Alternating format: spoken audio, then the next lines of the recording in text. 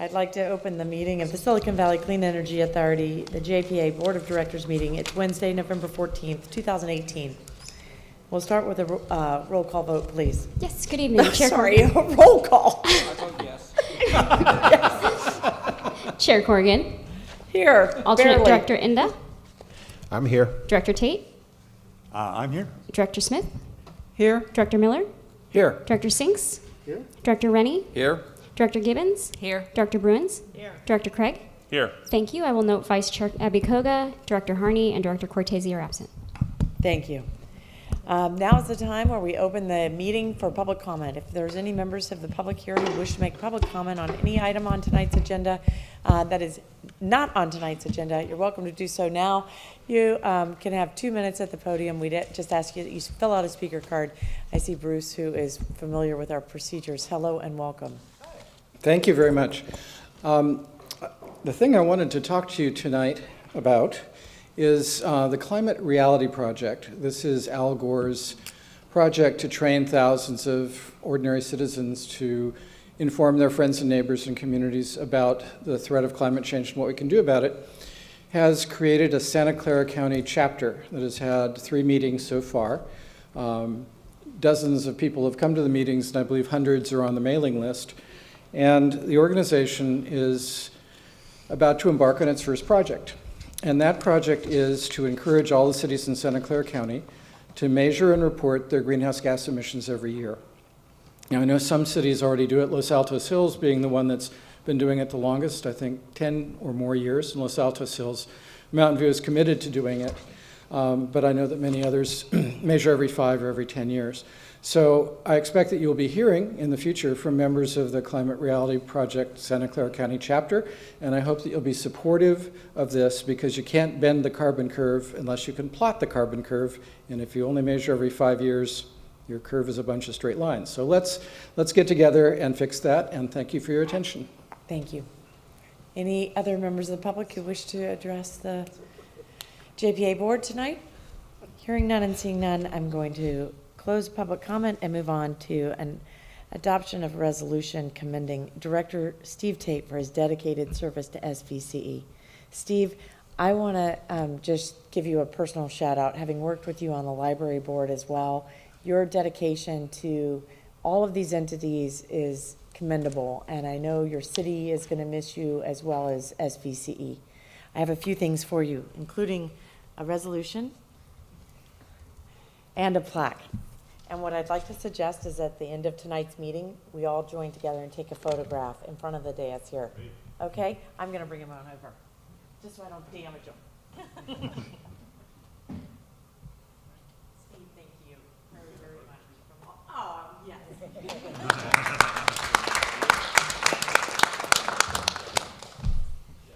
very much. I've really enjoyed being part of this group. Being part of the group has been a real experience when you get on a group with a different kind of subject than you've ever dealt with before, and the first thing they tell you is you have to go to a class on a Saturday morning just to understand the terminology. I was a little bit afraid that we were flying at too low a level, and over the next few months I learned why we had to be at that level, and how important it was, and how dedicated all of you are to the cause, and it's really been great working with you all. I'll miss you. Thank you. Thank you.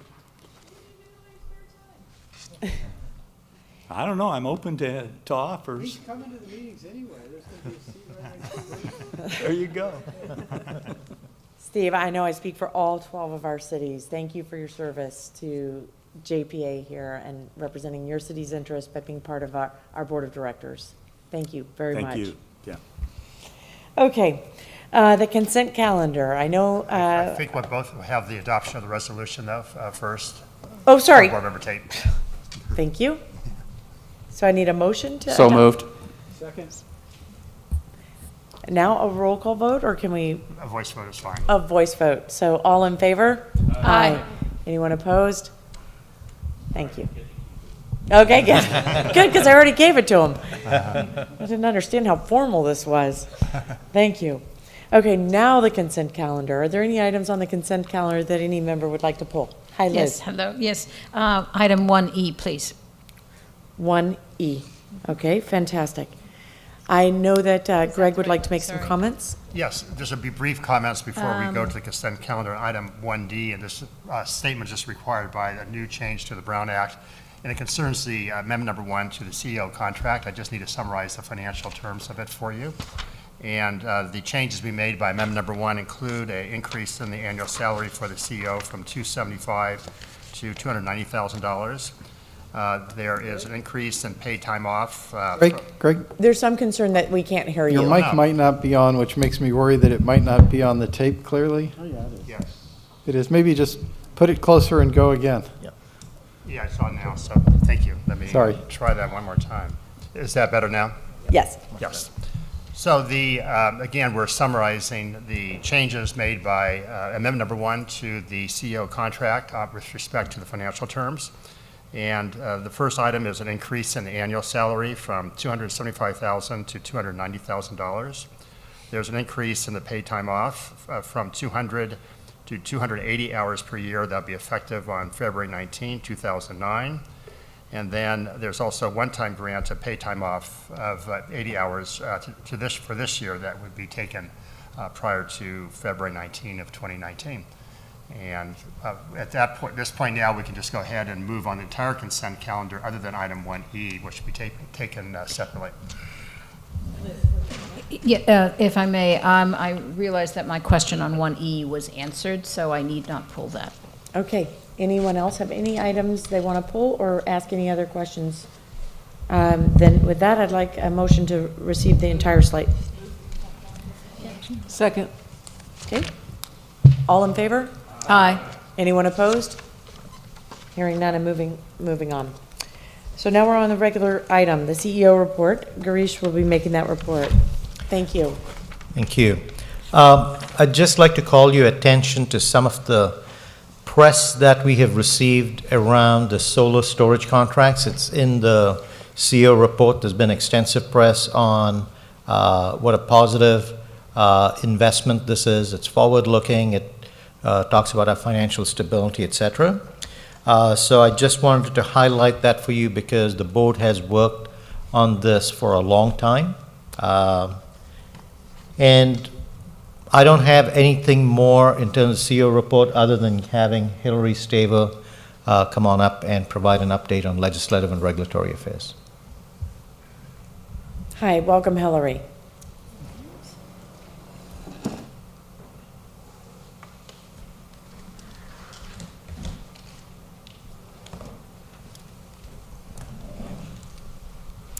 All right, good evening, everybody. I'll switch the usual order around tonight, and first of all, say thank you for approving item 1E. We are very excited to have Aaron Reed and Associates on board for the 2019 session.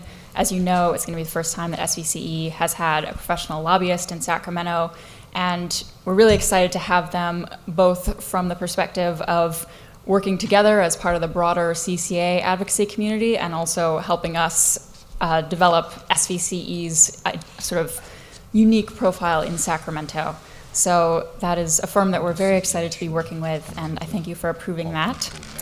And then we are going to be doing the next meeting of the Legislative Ad Hoc Committee on November 30th. So that'll be an opportunity to kind of do our last direct planning before the session starts in early January. So we're getting started on that, and in the meantime, on the Cal CCA side and the broader community, the planning for the top priorities continues. So we'll have some news on that in late November as well.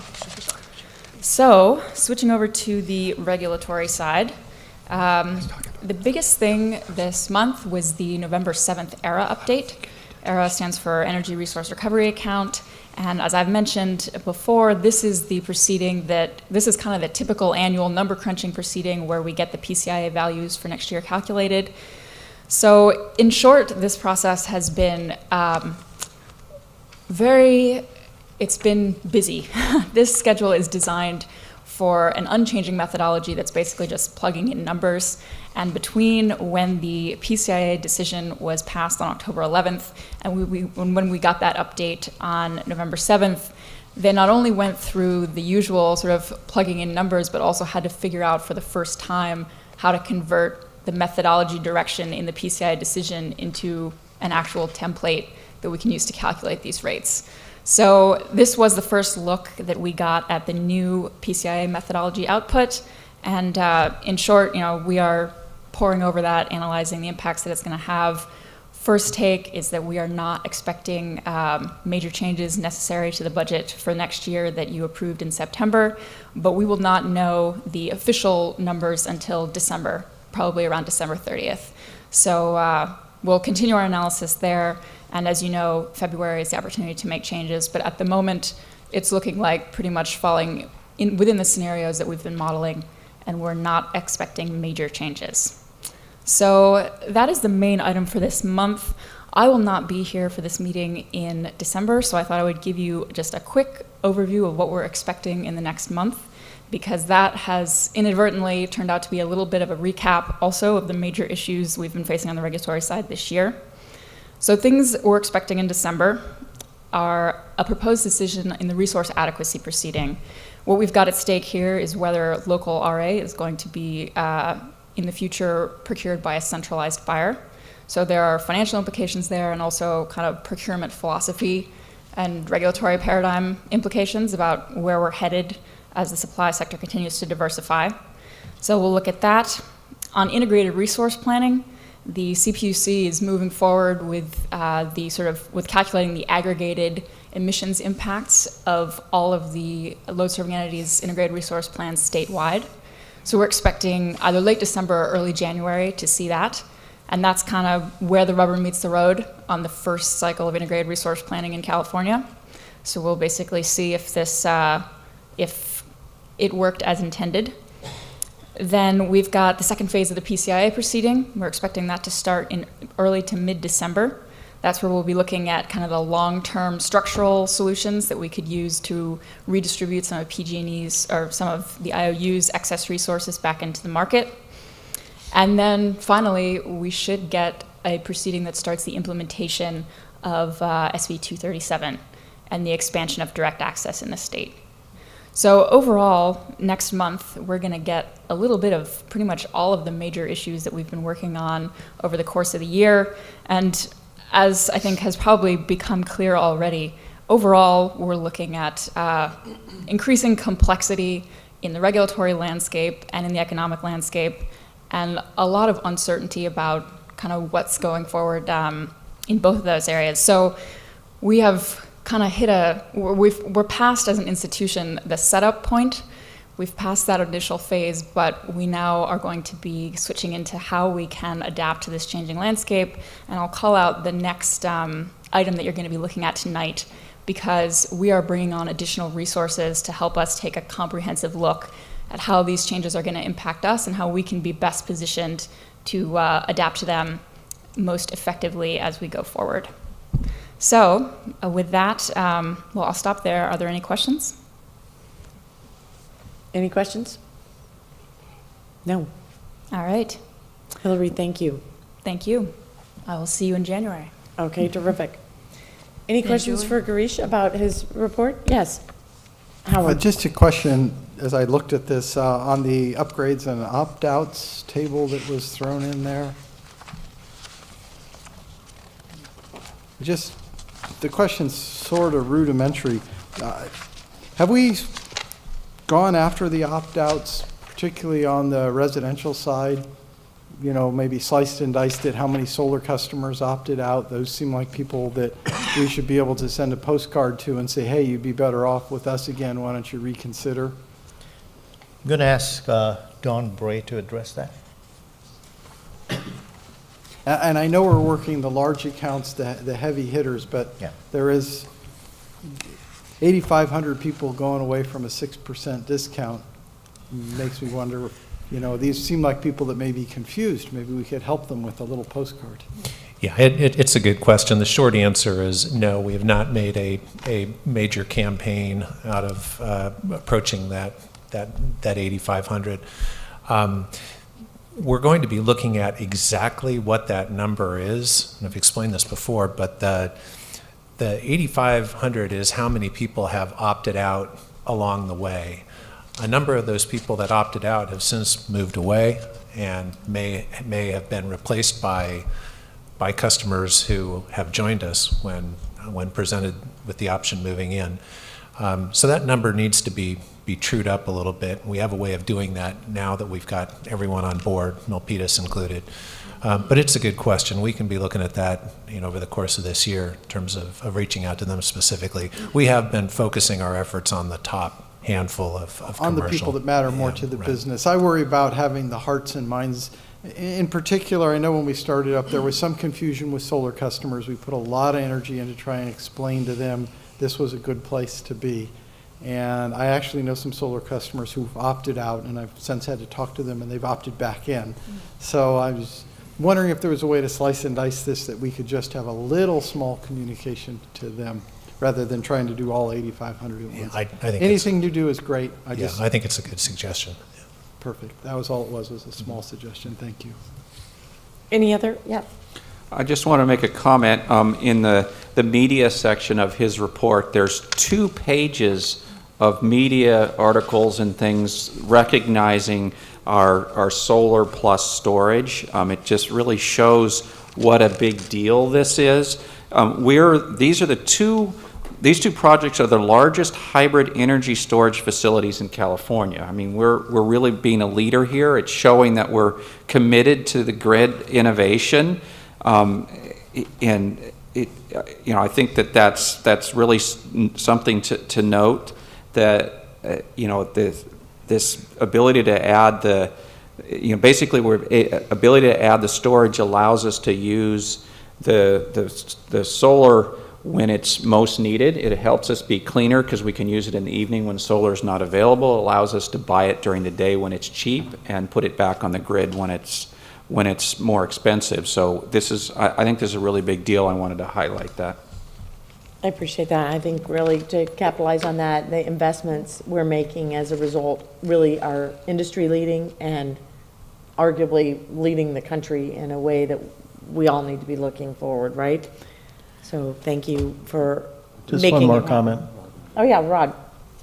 So the one thing I note is we got a lot of specialty publications, but the major news sources in the Bay Area that most consumers would know about, I don't see the Mercure, the Chronicle. I don't see any television coverage. Did we reach out to those groups?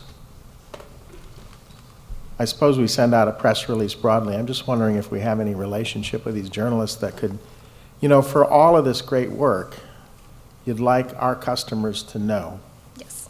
Hi, good evening, directors. Pamela Leonard, Communications Manager. I have reached out to press contacts in the Bay Area, and unfortunately with the timing of our release and the elections, this was something that did not take precedence, and now we have the fires. So with the limited staffing in the Bay Areas, the attention has been a little bit difficult, but I'm continuing to follow up with our main contacts, and the only local coverage we received so far was from the Gilroy Dispatch, Morgan Hill Times, and San Benito also covered.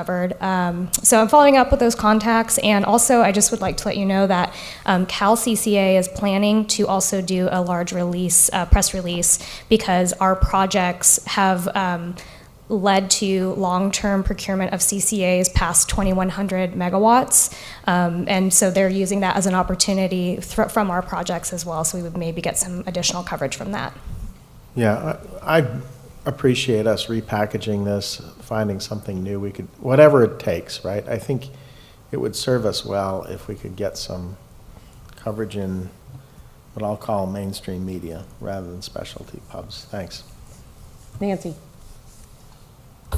Yeah, thank you. I am happy to see the grant update for the community outreach. And I noted that there was a meeting scheduled on November 1st. So I wondered briefly how that went and when we might get a report on what the results were of the grants. That's me again. So we had a great kickoff meeting. We did some level setting for the group, since many of these agencies haven't had much experience. They're not necessarily just focused on environmental causes. So they're really enthusiastic and really excited to be able to communicate our benefits to communities that traditionally haven't been as easy to access for us. So we handed out all of our materials, so they're ready to go. We've already had a couple of them present at events that they've already had scheduled. And so when we're going to be able to communicate all of our new updates in 2019, they're ready to go. And so that's going to be a really great resource for us, as well as learning a lot from them, from their constituents and or their members that they serve. Terrific. Any other questions? Thank you. Thank you both. Do I need public comment on this item? Does anybody here want to make a comment? No, hearing none and seeing none. We're going to move on to item, where are we? Three. Item three. Adopt a resolution to authorize the chief executive officer to execute a service agreement with several entities. Thank you. Hello, Monica. Good evening, directors. I'm Monica Padilla, Director of Power Resources. So I think Hillary did a good job of introducing kind of the need for this item tonight, but as you all know, things are getting a little more difficult with what we're having to do in-house. And while we are trying to expand our bandwidth, it's going to take a while for us to get there. And in the meantime, we've kind of identified this need for some real specialized and expertise consulting services. Most recently, we had an opportunity to look very closely to how we might be able to offer certain types of services to a typical type of customer. And so we enlisted the help of some consultants on an interim basis to help us explore how we might go about doing that. And we quickly found that we were very kind of not equipped to do a lot of this stuff in-house, and discovered that the best way to maybe meet some of these challenges that we'll be facing is to outsource a lot of this stuff to some very specialized consultants. So with that, we selected 3 consultants, Hanover Strategy Advisors, Flynn Resources Consultants, and Ascend Analytics, to be under what we call these master consultant agreements. And so the idea there is that we would be enabled with these consultants. We're not guaranteeing them any kind of work at this point, but we would have an authority, if you were to pass this resolution tonight, to be able to spend up to $1 million with one or more of these consultants in aggregate for a term up to 3 years. And those agreements are actually included in draft form in your packet as well, but the resolution would also give authority to the CEO to finalize and execute those agreements subject to kind of non-substantive changes. So the idea also is that when we come to you every year with the budget, that there would be a request to fund these consultant agreements as part of the budget process. And then in July, we would return with all of our consultant agreements with an update on the expenditures, the types of projects that they provided for us, and what dollar authority remains under these agreements. So with that, I don't have a presentation, but I'm happy to take any questions. All right, are there questions? Yeah, hi, Howard. Sure, maybe I sort of missed it, how you explained it. Right, it's $1 million, 3 years, and we'll review it every year. But do we really have like the ability to say, no, we've had enough of these consultants? Or is the $1 million spent once we approve it tonight?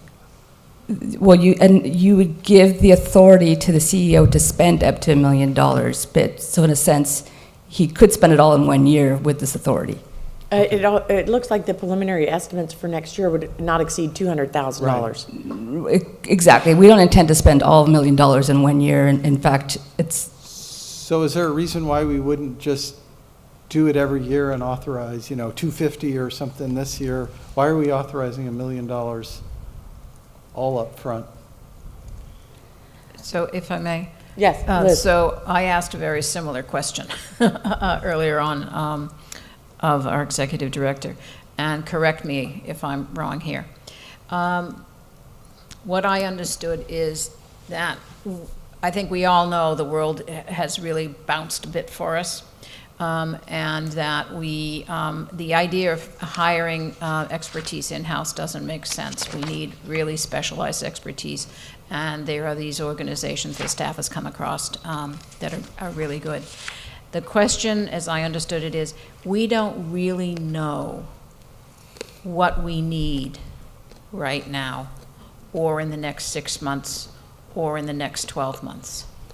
So this, frankly, gives the staff the ability to be agile, which is what we need to do. I was a little uncomfortable with the amount of money and the fact that it was over 3 years, and I said, if it's over 3 years, why don't we just do it in increments?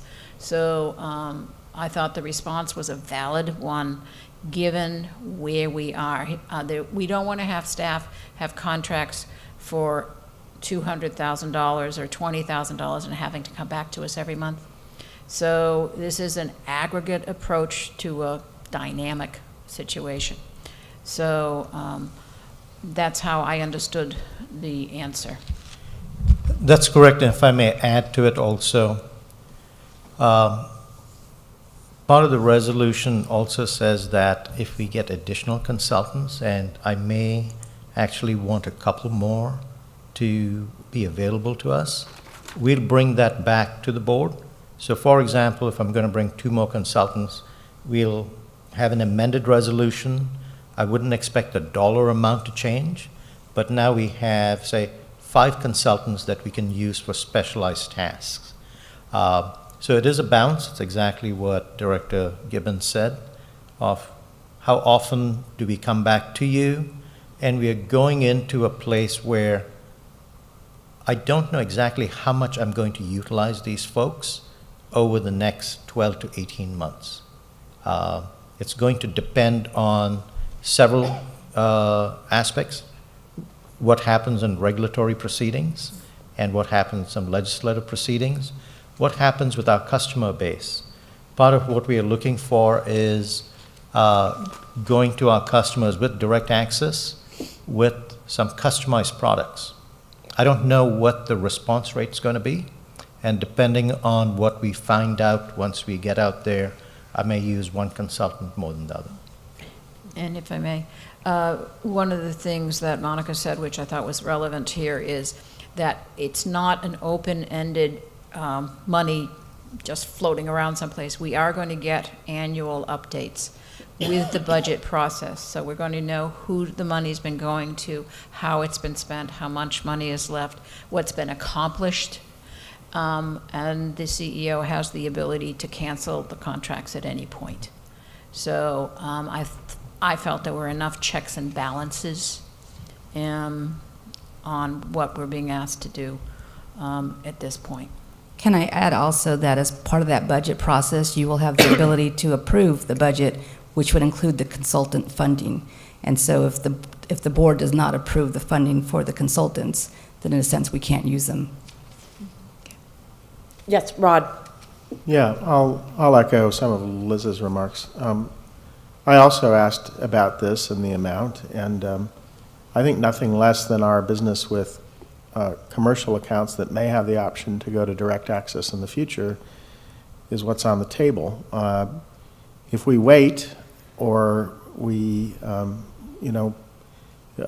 consider other options, I think the challenge for us is we may not have the opportunity again. So I think this $1 million leverages potentially a lot of revenue that we ought to work to hold on to with a coherent program. And so I'm in support of entrusting our CEO to make this decision on behalf of us. Are there any other questions or comments from directors? I'd like to open up for public comment too. Anyone? Yes, hi, Tony. Yeah, I think I'm in support of the item. I think the one thing that I'd like to just tweak a little bit is when you discuss bringing back a tally of the contracts that get cut, I think you mentioned bringing it back once every year, which might be a little too far. In other organizations and groups that I've worked with before, they've brought back or had an item on their agenda every single month with a tally of the different contracts that get cut. Nothing to really discuss if we don't really want to, but it's an item that's on the agenda that says these are the contracts that got cut and for what amount. So I don't know if that's something that can be folded into the process here. Did I hear you say the contracts got cut? Oh, you mean how much was spent? How much is spent for these contracts, correct. I think we provide this in aggregate in the treasurer's report, right, Don? I would say in terms of, maybe as a suggestion, oversight, there's a balance between, because at the end of the day, Eric and Don, they're going to be doing this. It's just one more thing that they're going to be doing. I'm not sure once a month is actually going to be adding any value. I would say Twice a year, once maybe? in, we would think once a year, but maybe once in 6 months. And I'd also suggest a threshold. We have, because we outsource so much, because we are a very small agency and new agency, I'd also suggest contracts above $100,000. We report once in 6 months. We'll give you a report basically saying, here's the expenditure, here's what we got out of it. So just a short summary that we'll put into the CEO report. It's on the consent calendar. Yes. Yeah. Or would you be satisfied if it happened either annually or biannually? Yeah, that's fine. I just another way of reporting back to the directors other than just once a month. Because what I know as we get going really fast here, there's going to be a lot of expenditures coming out. I understand that, and I'm really in support of it. I don't want you to think that I don't support this, because I understand the agility that's needed. But having just a know-how or an idea of what's going on, rather than waiting till the end of the year to say, oh, we've spent 900,000 of the 1 million, right. Would be something that would be beneficial for our agency and hopefully for the rest of the directors here. I'd be happy to do that and actually suggest maybe do it as part of the CEO report. We provide lots of data and operational updates to the CEO report, and we can highlight it at that point. And do it twice a year. Yeah, I think of, I'm going to try to summarize some of the concerns and perhaps just say, as part of your CEO report, if you sense that we have had a large expenditure that far exceeds what we're anticipating across this 3-year span, for instance, we suddenly are $500,000 out and we're only 4 months into this 3 years, we certainly want to hear about it. Yep. Otherwise, I think we'd be perfectly satisfied with the updates twice a year as part of the mid-year update financials, and then, of course, the annual budget discussions. Liz? I'd just like to tie it back to what Director Smith said earlier about getting reports back on the grants. One of the things that we as electeds often comment to you about is we are very sensitive to how money is being spent and the tracking of money and the products produced by the money. We need to see it's well spent. So everything that we're saying here is consistent with what we've said before. Help us understand where we are financially, the quality product resulting, the grants resulting. So as you go through various phases, just keep in mind that what we need to be sure that we can explain is that the money is being spent well and tracked well. And I think that was your point earlier. If there's no other comments up here, I'll open it for public comment. Is there anyone here from the public who'd like to make a comment? All right, hearing and seeing none, I'm going to bring it back up here for any final discussion before. Yes. So again, I just want to make sure I'm clear on this. What we're doing is earmarking $1 million that can be spent in the manner described here with the firms that are described here. And that through the annual budget, we will actually do the true appropriation of the funds. So in a particular budget year, we may say we're appropriating $200,000 or $300,000. And then that means that that can be spent because of the budget that year. And if we need to appropriate anything differently, it would come back through an amendment of the budget. So this is an earmarking of $1 million, and the appropriation is through the annual budget. That's right. And this year we have sufficient money in our budget, so we're not asking for an amendment to the budget for this current year that we are in. Next year we'll ask for that appropriation. So so from current budget, what would you view as how much we've appropriated of this $1 million in this current budget? I think we estimated that we had collectively between the legislative and regulatory group, the power supply group, and some of the programs group, we had sufficient to fund about $300,000 in consulting services.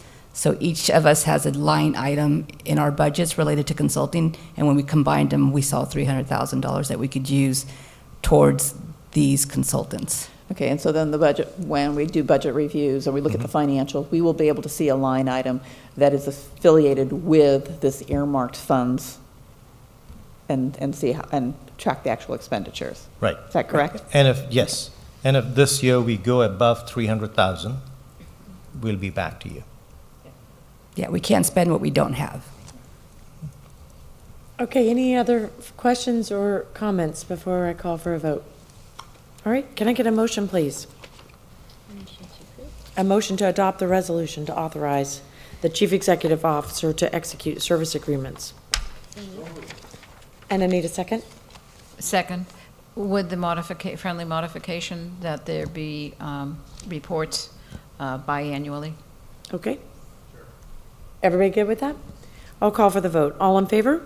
Aye. Anyone opposed? Anyone abstaining? And it passes. Thank you very much. Thank you. The next item, number 4, is an overview presentation on the building design incentives and REACH codes. I believe this is going to be made by Don Bray. Hello and welcome, Don.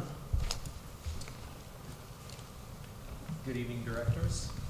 And, tonight we're going to, okay. Get the logistics sorted out here. Okay.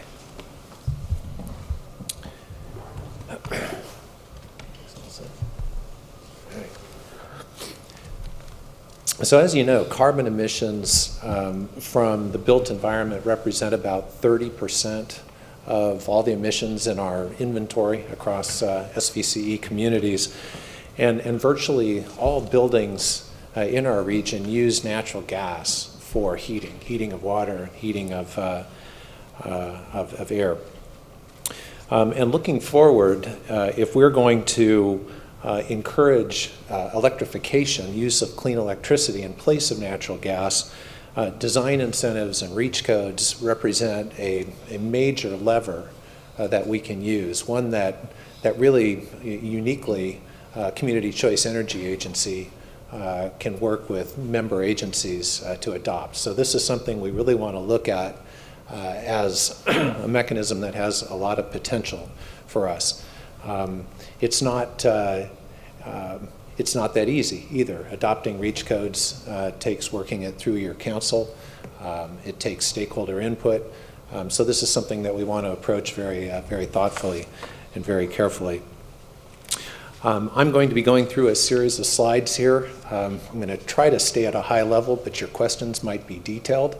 So I'm joined here by John Supp and Amy Bailey. They are the panel of experts. Any hard question goes to them. But we've all been working on this from some different angles, so I'm hoping that we can make this a good collective conversation.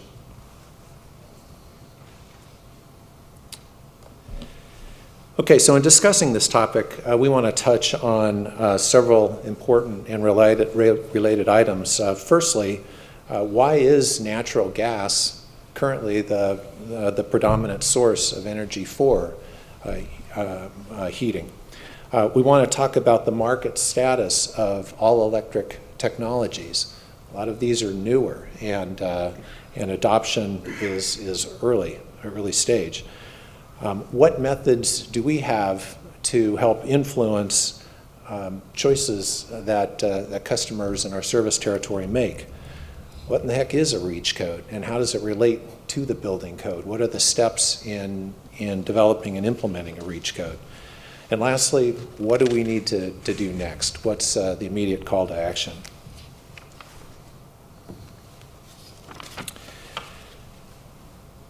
So why has natural gas been the standard for heating in California? Historically, it's really been the best of two available options. If we look at the top row here, the way things predominantly work today is natural gas is distributed through pipes through our neighborhoods to water heaters or space heaters in our home. There's some loss along the way, and then when that natural gas is converted to heat, it does so at about a 60% efficiency. If you combine that, the overall efficiency, you can see there is about 58%. Typical water heater usage, for instance, is about 235 therms a year. That represents about 1.25 metric tons of CO2 per year. That's kind of an average household amount. The alternative would be burning that natural gas at a centralized power plant, running electricity across the wires. There's some loss there, of course, and then converting that electricity to heat in a resistance water heater. And that is fairly efficient. A resistance water heater is kind of like your toaster. It's a technology that's been around for a while, but it is efficient at imparting heat to water. In this case, though, the overall efficiency is about 45%, so not as efficient as what you see above, and the associated emissions are higher. So in the new world, we have the same predominant system on the top row, of course, but what's new is that we can now generate electricity from renewable and carbon-free sources. So we don't have to use natural gas anymore. There's the same loss across the wires, and then we can use new technology for heating that relies on heat pump technology. And heat pump technology takes electricity and then draws heat out of the environment. So it's a trick, but it winds up being very efficient in terms of electricity turning into or transitioning water and heating it. Overall, that's about a 282% system efficiency if you're looking at the energy input relative to the energy that winds up heated in the water. And there are no emissions from this because the source of electricity is clean. So we really have a far better system here using renewable energy and heat pump technology. So the challenge, though, is that that natural gas is the incumbent.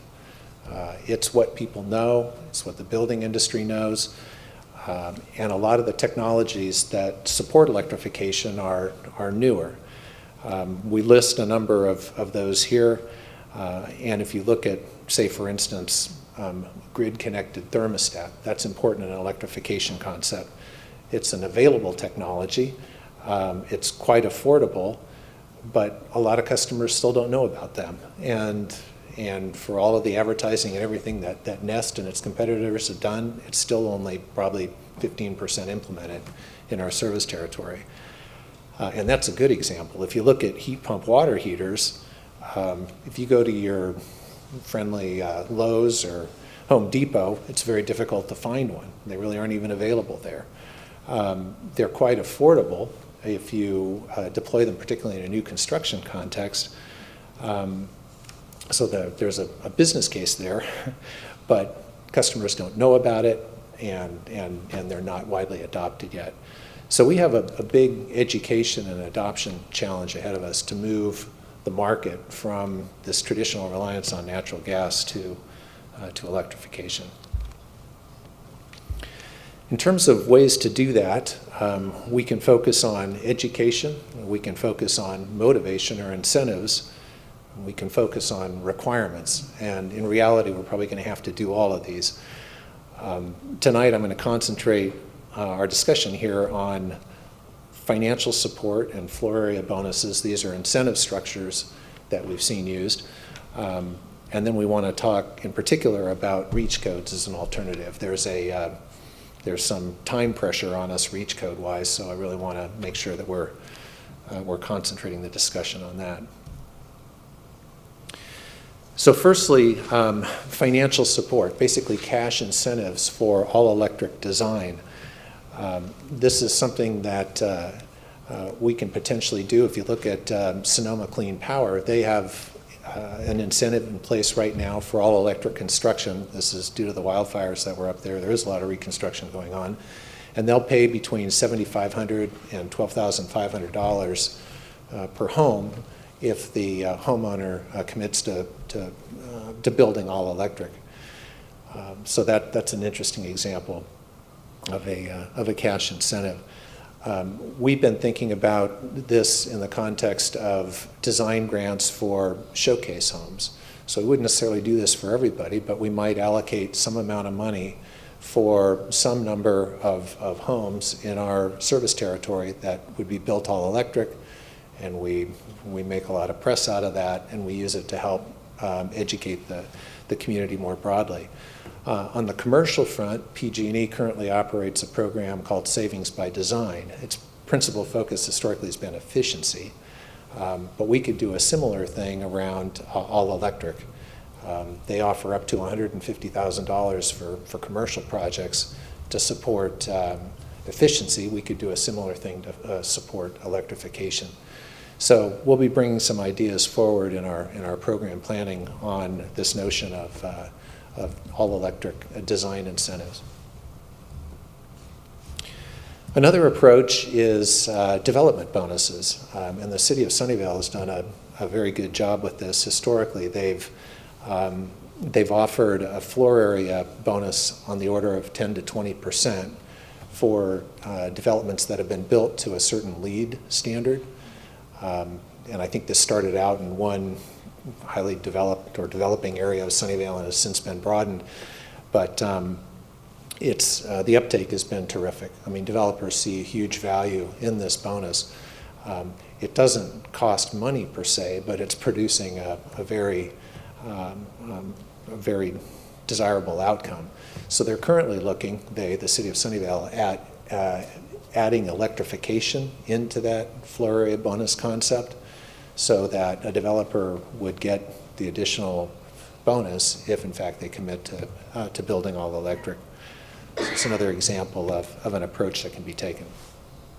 So these two, the development incentive and then the cash incentive, are just that. They're incentives, they're not requirements. A REACH code takes this in still a stronger direction. I'll describe a REACH code in the context of the building code. Important to understand how the building code works. Every 3 years, the California Energy Commission releases a new state building code, and it's known as Title 24. And all buildings in California have to be built to this standard at a minimum. And when the codes are released, the cities will then adopt that code to become effective as of the beginning of the new code cycle. So we're currently in the 2016, or on the 2016 code. The 2019 code, as it's called, has now been developed and I believe is pretty much approved. The 2019 code becomes effective January 1st, 2020. So it's a little confusing, but we'll be talking about the 2019 code. It's actually effective January 1st, 2020. And historically, the code has been very much, in California at least, has been very much about energy and efficiency. It really has not been about carbon emissions. So that hasn't been a consideration really on the code. Now, a REACH code is something that a local city can develop and adopt, but it must be more stringent by definition than the state code.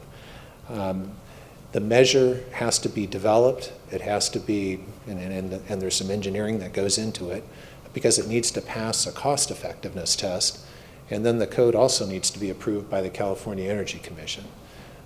And approval is a fairly mechanical process that goes pretty quickly. This isn't a multi-year process. But there is definitely a process that you go through to officially ordain a REACH code. The city then typically implements that REACH code at the same time they're implementing their new building code cycle. So if SVCE, city or cities, wanted to adopt REACH codes, it would be best to do it effective January 1st, 2020. hence the need for urgency here. So we have to, if we're heading down this path, we have to work on developing the REACH code now and work on stakeholder input and working it through cities and so forth, get it to the Energy Commission by the end of summer, early fall for their ratification, and then it would become effective in January. Here's an example from Marin, and this is associated with the 2016 code, but they did increase the energy efficiency requirement for mixed fuel homes, and mixed fuel means homes using electricity and natural gas, which is most all homes. They increased the efficiency requirement under Title 24 by 15%, but all electric homes could meet Title 24 as it currently stands. So in a sense, they worked to tilt the playing field a little bit in the direction of all electric. So this code is in place now in Marin. As we're thinking about this, we're thinking about the possible development of REACH codes and maybe a couple of flavors, such that a jurisdiction could adopt a lighter green REACH code or a darker green REACH code, depending on what works best in your respective city. So lighter green could mean making a building all electric ready. In a sense, putting a 220 volt plug and the associated wiring at the stove location, at the water heater location, at the furnace location, so that electrification would be easy to do down the road if the homeowner wanted to go that way. Darker green might be doing all that make ready as well as actually deploying the all-electric technology. There's also an opportunity to incorporate EV codes. Those are done probably separately to the Title 24 process, but we could incorporate additional EV charging requirements as part of this as well. So this is the technical work that would need to happen early next year to develop these codes, and then they would be brought through the adoption process. In terms of SVCE's role versus a city's role, we could take the lead, for instance, on a design incentive. The money could come from us. We could develop the program, but we would need the cities to engage with it and support it. In terms of a REACH code, the example out on the end, ultimately that's going to be the city's job to actually adopt that code, to take it through the council and adopt it. So we can support it. We could support the development of the REACH code, but there's going to be, we're going to have a receiving team at each of the cities, or the cities that are interested in doing this, to make it a reality. So in terms of what we're currently doing, Amy's been in discussion with Peninsula Clean Energy. They're looking at the same thing, and we're talking about, if we head down this path, that we could share a consultant in terms of developing the REACH code, which is a good leverage opportunity. We've had multiple conversations now with the member agency working group where this has been well received as a concept. They freely acknowledge that it isn't just them, that we will need to reach out and engage the building departments in the respective agencies. So there's still a lot of work to do in terms of engagement with our member agencies.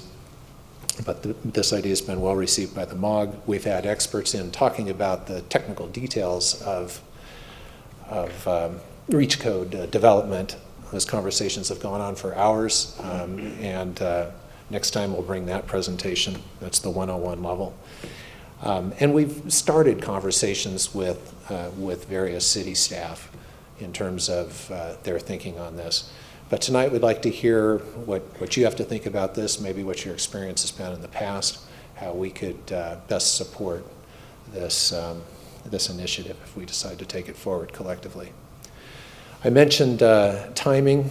Probably the key milestone here is that we have to get the REACH codes adopted by the cities by the end of the summer, so that those REACH codes can go to the Energy Commission where they're reviewed and approved, so that they can be actually made into effect as of January 1st, 2020. So we'd be on a fairly tight timeline here. So in summary, REACH codes are a major lever for moving the market towards all-electric, zero-carbon construction. If we think about how many buildings will be built over the next 3 years, if we said even 1% of our buildings were going to be rebuilt, that's 10,000 buildings that'll be built over the next 3 years. If we don't take steps like this, a lot of those buildings are going to be going in with gas piping. They are going to be producing emissions for the next 80 years. So, this is something we need to think about. If we miss this opportunity, it's another 3 years of gas infrastructure that's being built. We'll be bringing a formal proposal on this, subject to tonight's conversation, along with the program's roadmap, and that would be to get a consultant started and really begin the stakeholder engagement process. We're also looking to do a webinar and begin to engage building departments, key staff within the cities on this as soon as next month. And we'll need, of course, champions on the councils to take this forward. So that's it for the presentation. I'd like to open it up for questions. Make sure you ask some hard ones so that we can engage John and Amy. Don, before I open it up, can you go back 2 slides, please? I just want to make sure we all understand the timeline that you're talking about. Yeah. Stop, right there is perfect. So in my town, I seem to remember that we vote on adopting the California building codes in June or July of the year prior. So if they're being implemented in 2020 January, it seems like the timeline is actually much shorter than what you're suggesting here. That we would need to vote on it in my city certainly by the end of August, from memory. And I admit I could be wrong, but I'm getting a couple nods down here. So I think the timeline is pretty short. Well, that timing is exactly what we show on here. So maybe I wasn't clear in how I stated it, but the local review and public process, that is taking it through the cities. And yeah, we've understood from our discussions with folks that the timing you described is fairly typical of cities. So what happens if one city chooses not to pursue this and 12 others don't? I'm just trying to understand the big picture here. Do we need to go as a group in consensus, or are you expecting one off here and there, and then publicly shaming the rest of us who don't participate? Those who don't participate would just build in their city only. That's good. Okay, good. Yeah, ultimately this is going to be a city-by-city decision. Also, I think we talked about the lighter green, darker green. Mm-hmm. There could be some options, and there can be a mix in between those. I mean, I think if we do this right, we should be able to come up with a few alternatives that every city can look at and figure out what works best for them. Sorry for monopolizing the first set of questions. Who'd like to go next? All right, Rob, then Nancy, Margaret, Jeannie. Sorry. So I'll start off with comment and then question, maybe backwards. But I really like this. I've already sent it to my town manager and said I want to get this on the work plan. And so the comment is, in Los Gatos, we do our work planning in February for the rest of the year. So before February is when, probably in February the council members will vote, but you need to get staff sort of supporting it and describing it and so forth before that. So I immediately took your presentation and sent it to her and said, can we get this on our list of potential work plan? Then my question, and it's maybe it's a nitpick, but it's bugging the heck out of me. I don't understand how you have a system efficiency more than 100% in your early slides. Either you've changed the laws of thermodynamics or you've redefined things that sound like you're cheating. Well, I would love to answer that question, but I'd also love to involve John and Amy. And I think Amy's background's in physics, so she can't answer this. So she has changed the laws of thermodynamics. Yeah, so you're paying attention to the numbers on this slide. That's great. So a heat pump works. It's actually a thermodynamic cycle that extracts heat from one medium and moves it to another medium. And the most common example that everyone has here is a refrigerator. And in that case, the heat pump in your refrigerator is extracting heat from the inside and moving it basically to the back of the refrigerator that's vented. And so it's over 100% because it's using air that's, using heat that's available from the ambient air, which is renewable heat. And so that's how it's able to achieve above 100%. So there. It's I'm not still a not quite closed buying system. it. It's taking energy from somewhere else as well. So that's, yeah. Right. The second thing I wanted to kind of ask about, and it probably is too far in the mud, but you talk about the system efficiency of the gas line at 97%. Does that include losses of the gas leakage, or is that just to pump the gas? And the reason I point that out is there are most likely leakage issues of a greenhouse gas that's 72 times worse than carbon dioxide. So I've heard terms like a 2% leak in gas is the same thing as if we just use coal to create the electricity. Mm-hmm. And so I'm wondering if that includes a leakage factor in there also. Yes, and we've heard numbers as high as 5% for leakage. I think there was a fairly recent study, and somebody would need to help me here, but perhaps done in the city of San Francisco, looking at leakage, and it's significant. So that 97% is probably a leakage number plus what it takes to pump. It's probably way undercounting if you consider since what we're really worried about is greenhouse gases, it's really undercounting the effect of if a lot of that is leakage. Yes. So I know it's in the mud, but I wanted to add that. Nancy, I believe you're next. Yeah, thank you. I love the report. I think this is great to push people for REACH codes.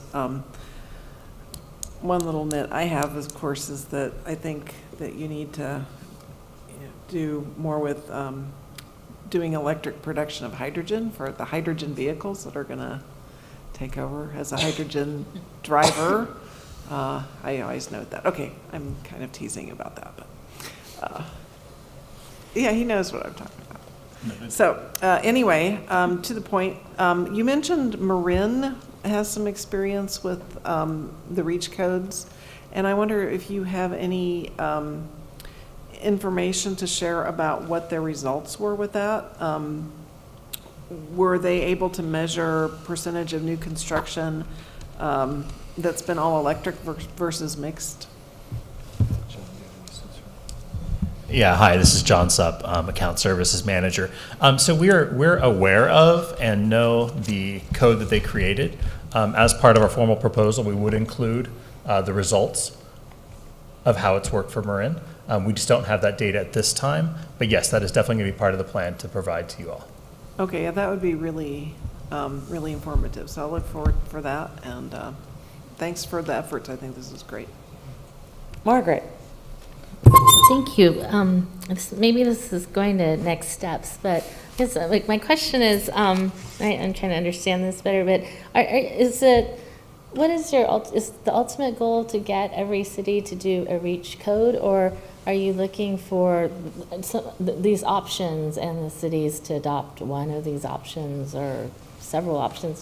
What is your ultimate goal? In a perfect world, every city would adopt dark green. Right. I mean, that would be a perfect world. Honestly, it's editorializing a little bit, but every city is going to be different.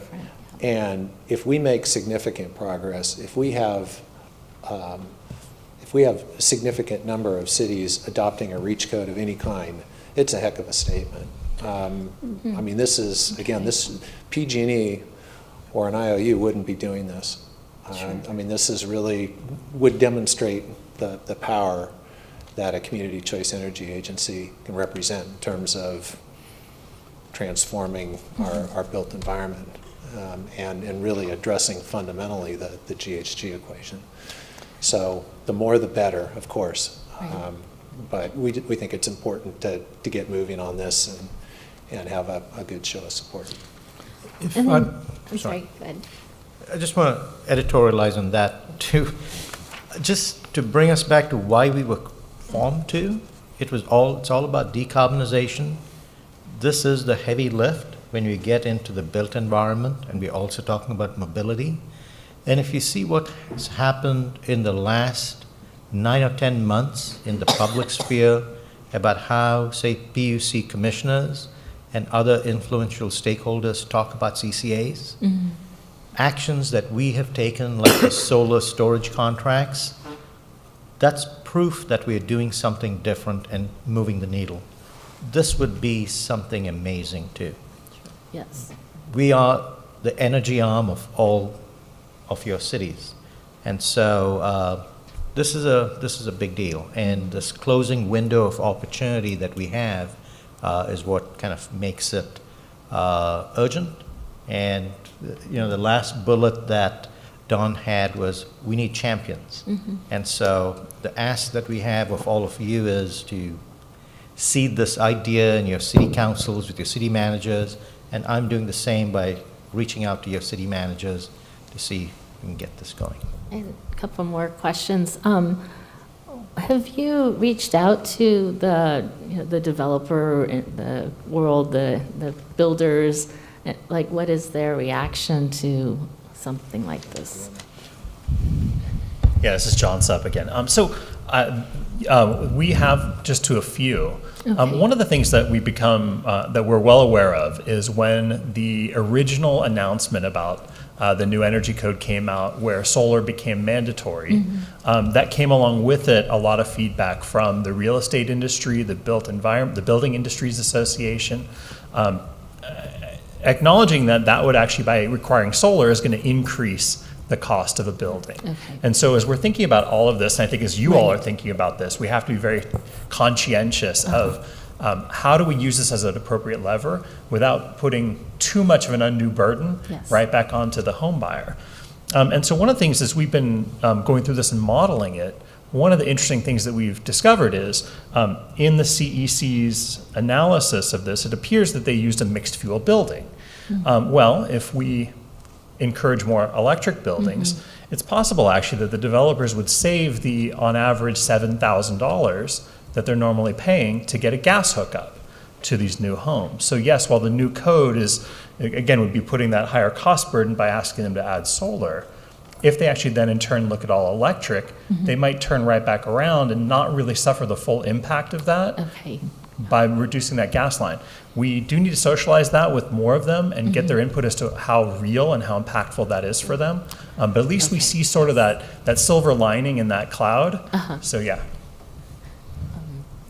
Are we doing comments or? Well, or we're come gonna back have, later? Okay. yeah, we'll bring it back All after right. public comment. Thank you. Jeannie? So I think this is an exciting kind of thing. So I have a couple of questions. First is, have we done any sort of inventory to see whether or not any of the cities that we serve is actually doing some sort of, or some variant on, these REACH codes, where the cities are adopting something above and beyond? Or is everyone just still at the basic level, standard codes? We didn't study this intensively. Of course, we ran it through our member agency working group, multiple times. What we were hearing about was more in the incentive vein.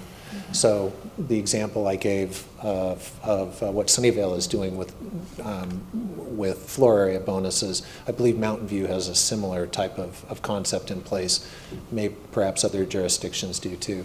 I think the levers that have been pulled to date have been more about incentivization than necessarily REACH codes, but we haven't really answered that categorically. I'm not aware of certainly an electrification REACH code that's out there.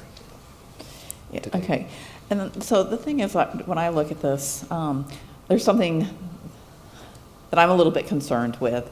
I like the idea of trying to move forward with this. But when we're sitting here in a housing crisis, okay, and you think about what our state legislatures are wrestling with, and just a very recent example of a conversation with Jerry Hill, okay, where the city of Mountain View asked a question about, as we're building all this, increasing our housing supply, encouraging all this density, giving the city's elected something to hide behind. It's not our fault the state's making us do these density bonuses, okay? We asked about, well, yeah, if we start becoming wildly successful in building the housing inventory that is actually needed, the first thing, well, one of the things that gets really heavily impacted are our schools. Clearly there's our roads, but I'm going to forget that one. I'm going to deal with the schools. And so, is the state legislature kind of looking ahead and looking at how do we raise the amount of money that has to be contributed to the schools? Because right now it's very low, and I tend to been known to describe it as you do this big development and the schools get enough fees to build a bathroom, but the last time I checked, you don't educate 30 kids in a bathroom because the fees are so low and the cost of land, the cost of development is so high, it's disproportional right now. And Jerry's response to that is, yes, but we have a fundamental problem right now, and that is cities have control of the state can do that, but the city also has controls of fees. And what we're seeing is that, if a neighboring city is jacking up their fees, then all of a sudden another city may be sitting here going, well, wait a minute, Mountain View is getting this much in terms of fees. Gosh, in Los Altos, maybe we should up our fees because clearly you can do this.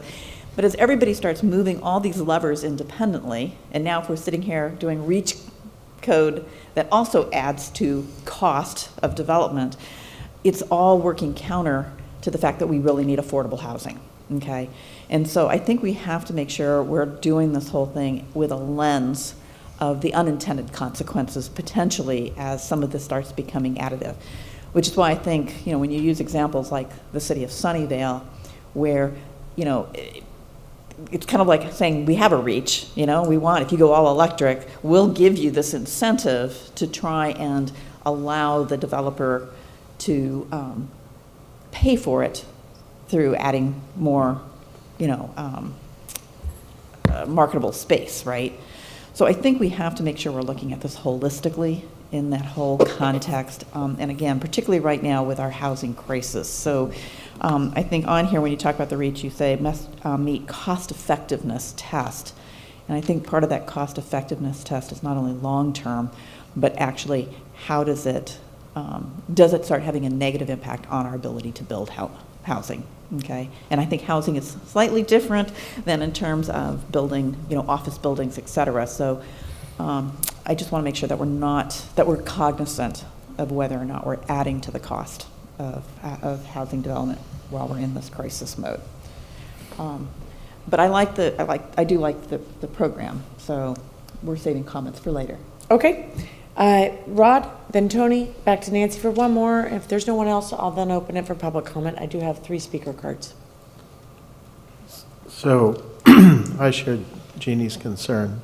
I was in the same meeting with Jerry Hill at the Cities Association. Have we reached out to the planning directors in our various cities to get their input on what sort of timeline would work for them to do this? I mean, it strikes me that the timing is, if we are going to do something by mid-year with all the outreach and the noise that we'll get, every time in my city we propose to do anything to the real estate industry, the BIA shows up. And so I'm just wondering if we've done. No, it's a critical next step. Thank you. Really. Okay. Yeah, so we note on here that we would want to organize a webinar, some sort of aggregate outreach for the December timeframe.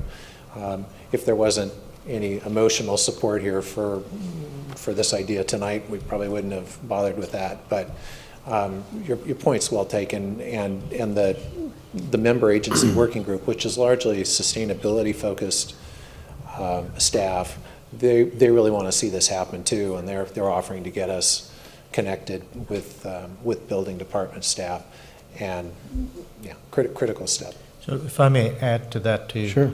I'm meeting with various city managers and pitching this to them. And my ask of them is to have a meeting with the planning director, chief building official, sustainability person together. I've also reached out to the cities association, asking if I could make a presentation to the sustainability committee and hopefully bring it at least into the priority list for the cities association in January.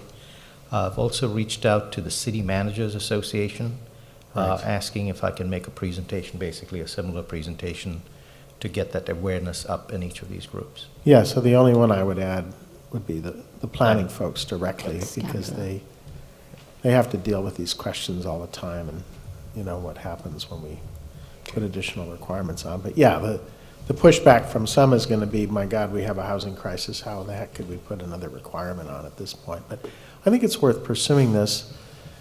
The other question I've always had on these programs is have you consulted with the Air District's Climate Tech Office, the folks that are looking deeply at some of these incentive programs? We got a grant recently from them, right, to jumpstart some of our programs, and I wondered if you've checked in with them about what measures they think would be most effective. We received a presentation in the last month that graded a whole set of these alternatives for climate impact, you know, dollars per ton of carbon reduced, and I think it makes sense to check in with them and see, okay, if we have a short list of things that would really make a difference, you know, does our list agree with theirs, and if not, can we match up and see what makes sense?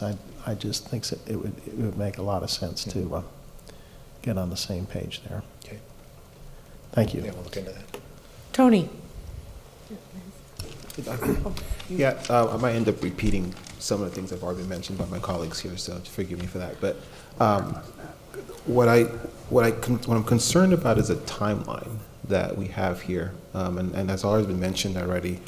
We already have staffing in our different organizations that have their work plans already set, and we're in our budget process coming up fairly soon. So adding something that's a heavy lift like this, and maybe shedding some more light on the type of support that you might be able to offer the agencies would be important as we take that back to our various management staff to explain to them, here's what's coming. It's not all on you. Here's how SVCE will help with that heavy lifting, because it's going to be a heavy lift. You look at Milpitas, for example, with all the development that we have going right now, adding yet another thing on top of what we already have going on in the building department and our planning department could be something where folks shy away from, even though this is really a great idea to bring forth. So maybe, I don't know if you can do that here, or maybe you want to do like a kind of like around the way and meet one-on-one with the various cities and really discuss your support level, because I think that's going to be very, very important for So I'll actually ask Amy to address this point. We have been, again, in conversation, preliminary conversation with PCE, Peninsula Clean Energy. We've talked about jointly retaining consulting services, and part of that scope would be very much focused on the steps that you just described and supporting any and all member agencies that are taking this through the process. But maybe Amy can comment further on that. Well, yeah, I think that was a great summary. The purpose of the consultant that we'd bring on board is to really help add that additional capacity, in addition to the technical depth that they're bringing, given their familiarity with building codes. And so, for instance, one component of the scope of work for that sort of consultant would be to actually lead the development and organization of the stakeholder meetings that bring together the buildings folks, the architects, city staff, any interested stakeholders. And so they would be largely coordinating that and leading that and developing kind of the recommendations resulting out of that. Another kind of component of their contribution would be during the review and adoption process. If member agency is looking to take this to their city council, that technical consultant would be available during that process. And so for the contract, what we envision, similar to a utility rate, there'd be kind of a fixed cost component where they lead the stakeholder development meetings, lead the development of one or more different model codes. And then the variable cost would be, given the number of cities that are interested in, they would be providing support to those cities. And so for PCE and us, we would be splitting those fixed costs as opposed to both spending the same amount. And then we'd each be, spending the additional funding to help provide that additional capacity to our own member agencies. Thank you for that. Yeah, no, thank you. The other thing I wanted to add a little bit there too is along the lines of the REACH code and really ensuring that, and maybe asking the question more of what are the consequences if we don't get a REACH code in place by next year? Because I think it's really important that as a group we remain united on that, and it would not be right for one agency to have adopted the REACH code, whereas everyone else, maybe the other 11, are kind of standing on the outside. And I understand the push to try to get this in, but maybe it's something we consider really trying to, as member agencies and through the MOG, for example, uniting around the REACH code first. And then I know that's going to take some time, uniting around the REACH code first and then looking to see the next year that we can get this in. So I guess that's my comment, but then the question then too is what happens if we don't get a REACH code passed and ready for September of 2019? Are we done, or can we look to get it in the following year? So the rule of thumb on this and why it is generally viewed as so important to incorporate REACH codes at the same time that you move to your latest version of the code, so at the same time you adopt the 2019 code, is that it's already difficult to be managing construction against 2 or 3 active building codes. I mean, again, it depends on when plans were approved. But you've got a building department that is building under the 2016 code, probably still under the 2013 code.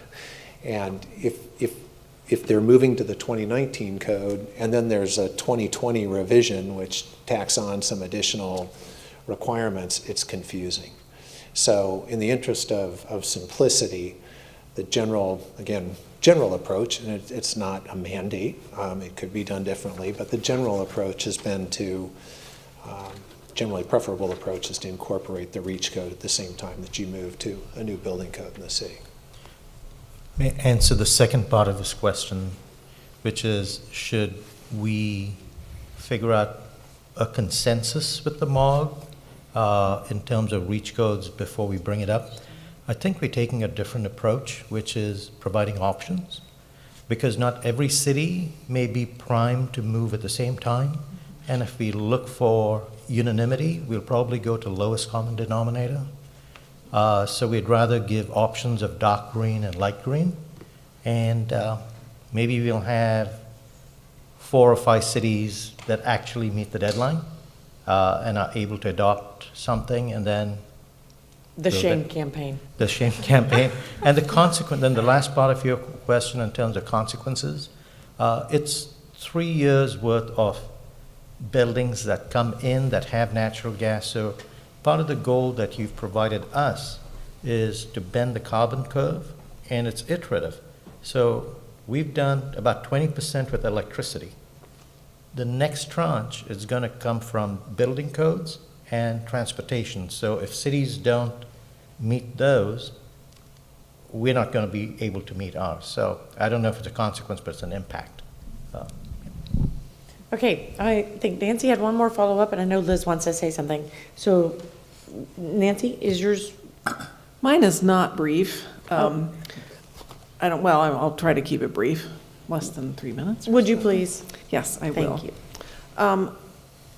To the point of making everybody march to the same drummer, I wish that would work with, say, something like the minimum wage, where we're all over the map. And I would adore having a reach code for that and say 16 by, 2020 while we're at it. We tried it. So I think. We did. Some did. We didn't get the whole county. So, but that's a topic for other conversations. But to the point, I think that the cities move at their own pace. And maybe one thing that would be illustrative is to take a city such as Sunnyvale, who has made some progress with, that has been mentioned by staff here. Perhaps we could take more of a let's all help each other approach and share best practices at the MOG, because I am quite sure Sunnyvale staff would be delighted to share their, the text of their building codes and just hand them over to city staff from other cities and make it as easy as possible about what's worked for us, and things like, in the interest of helping each other meet these goals. And one thing that I wanted to touch on was something that Director Sinks mentioned, is this Future Fit grant that we got, which is $325,000 plus a match. And I understand that that'll be happening maybe spring of next year. If we could maybe somehow tie in that opportunity with this idea of a reach code, that might be a way to raise awareness of the possibilities of heat pump water heaters and heat pump space heating. And to that point, I wanted to mention that Sunnyvale is having a study issue at 6 p.m. on Tuesday the 27th about encouraging people to switch from their current systems to the new heat pump and space heating options. And I think that one message that could come out of that is how much easier that is to accomplish with new construction. Just saying, it's a lot easier and cheaper to do it when you start construction, irregardless of if it's affordable housing or not. Any construction would be a lot cheaper and easier to do it if you planned for it. And to that effect, I do want to thank staff for our CEO here for coming to Sunnyvale on October 30th. And when he spoke about that grant, I had members of the public who were interested. And one of them said that that's too long to wait, and she's going to come to my house if her water heater doesn't last that long to take her showers, because she wants this heat pump water heater so bad. She's going to come to my house to take her showers. So I think there is a demand. People care. They want to do something. I think there's actually more support for it than we might be aware of, just sitting where we're sitting. So thanks. Okay, Liz. So I'm trying to follow the discussion here. I was going to hold some of this back for discussion as opposed to questions. But so as an architect, this obviously is near and dear to my heart, and I'm more than thrilled. But also, as some of you know, I'm on the AIA National Strategic Council, and we get a lot of training on how to understand and predict new ideas and what to consider about them. So I'm going to try and apply some of that approach and knowledge to this. So I think we've had a lot of individual really salient points here. One is that we have to be aware that it has to get on a work plan, okay? That's a huge deal for every one of us, okay? Takes 3 council members or 4, depending on your city, to get it on the work plan. Okay, that's a heavy lift in and of itself. Okay, so we have to understand that. One of the questions that Garesh can ask the city managers when he meets with them is going to be how can we get this on the work plan, because frankly the city managers have to buy into this, and Also, another point was what Nancy just said. What's already out there that could be shared? Because one of the things that you're talking about is writing a sample ordinance that could be shared or tweaked, and there's two of them, the green and the dark green. But someone else asked what's been already done in the way of these REACH codes. I've actually never heard of the phrase REACH code, but that's okay. When green and when energy became an issue, many cities, before the green code was adopted into the state building code, many cities adopted Build It Green or LEED. So cities have done this as an addendum. It was never easy to do. There's a lot of pushback from primarily developers and homeowners that are going to have to absorb the cost. So we cannot miss the comment about what it's going to do to the cost. And one of the things, the classic unintended consequences. I mean, so one of the trade-offs with the solar would be if you're in being provided 100% carbon-free energy, maybe you don't have to do the solar if you go all electric. So if you take off a cost to add a cost kind of thing. So there's big things like that that need to be looked at. I thought Tony's comment was very much up there. What's the backup plan? And someone else, maybe Nancy, someone said, what can we do easily? Okay, because the timeline, I hate to say this, is extremely challenging, and I can see a couple of hurdles. But the other thing someone else started to mention is, what other constituent groups do you need to get involved? And I'm a little concerned that we're reaching out of our own expertise here a little bit. I like that we can provide incentives, but I'm a little worried about overreaching, because I mean, architects have to be incredibly involved, engineers have to be incredibly involved, developers for housing particularly have to be incredibly involved, and the Construction Specification Institute, all of these ancillary related industries, USGBC, they all have to be engaged and buy into this. And my concern is there with the zero net energy, I'm worried about conflicts, unintended conflicts, because architects have just gone through this massive change of having to do mandatory zero net energy. So in terms of trying to ask questions, I'm just posing things that, I mean, I almost think we need to have a blank wall and just draw out all of these connections and loops and questions and figure out how we could even begin to tackle it, and who might be the better group to lead certain components of it. Because this is the incentives and the goals are clearly our bailiwick. How we go about having it happen, I'm still not quite there. Not that I don't want it to. And you can do my house first.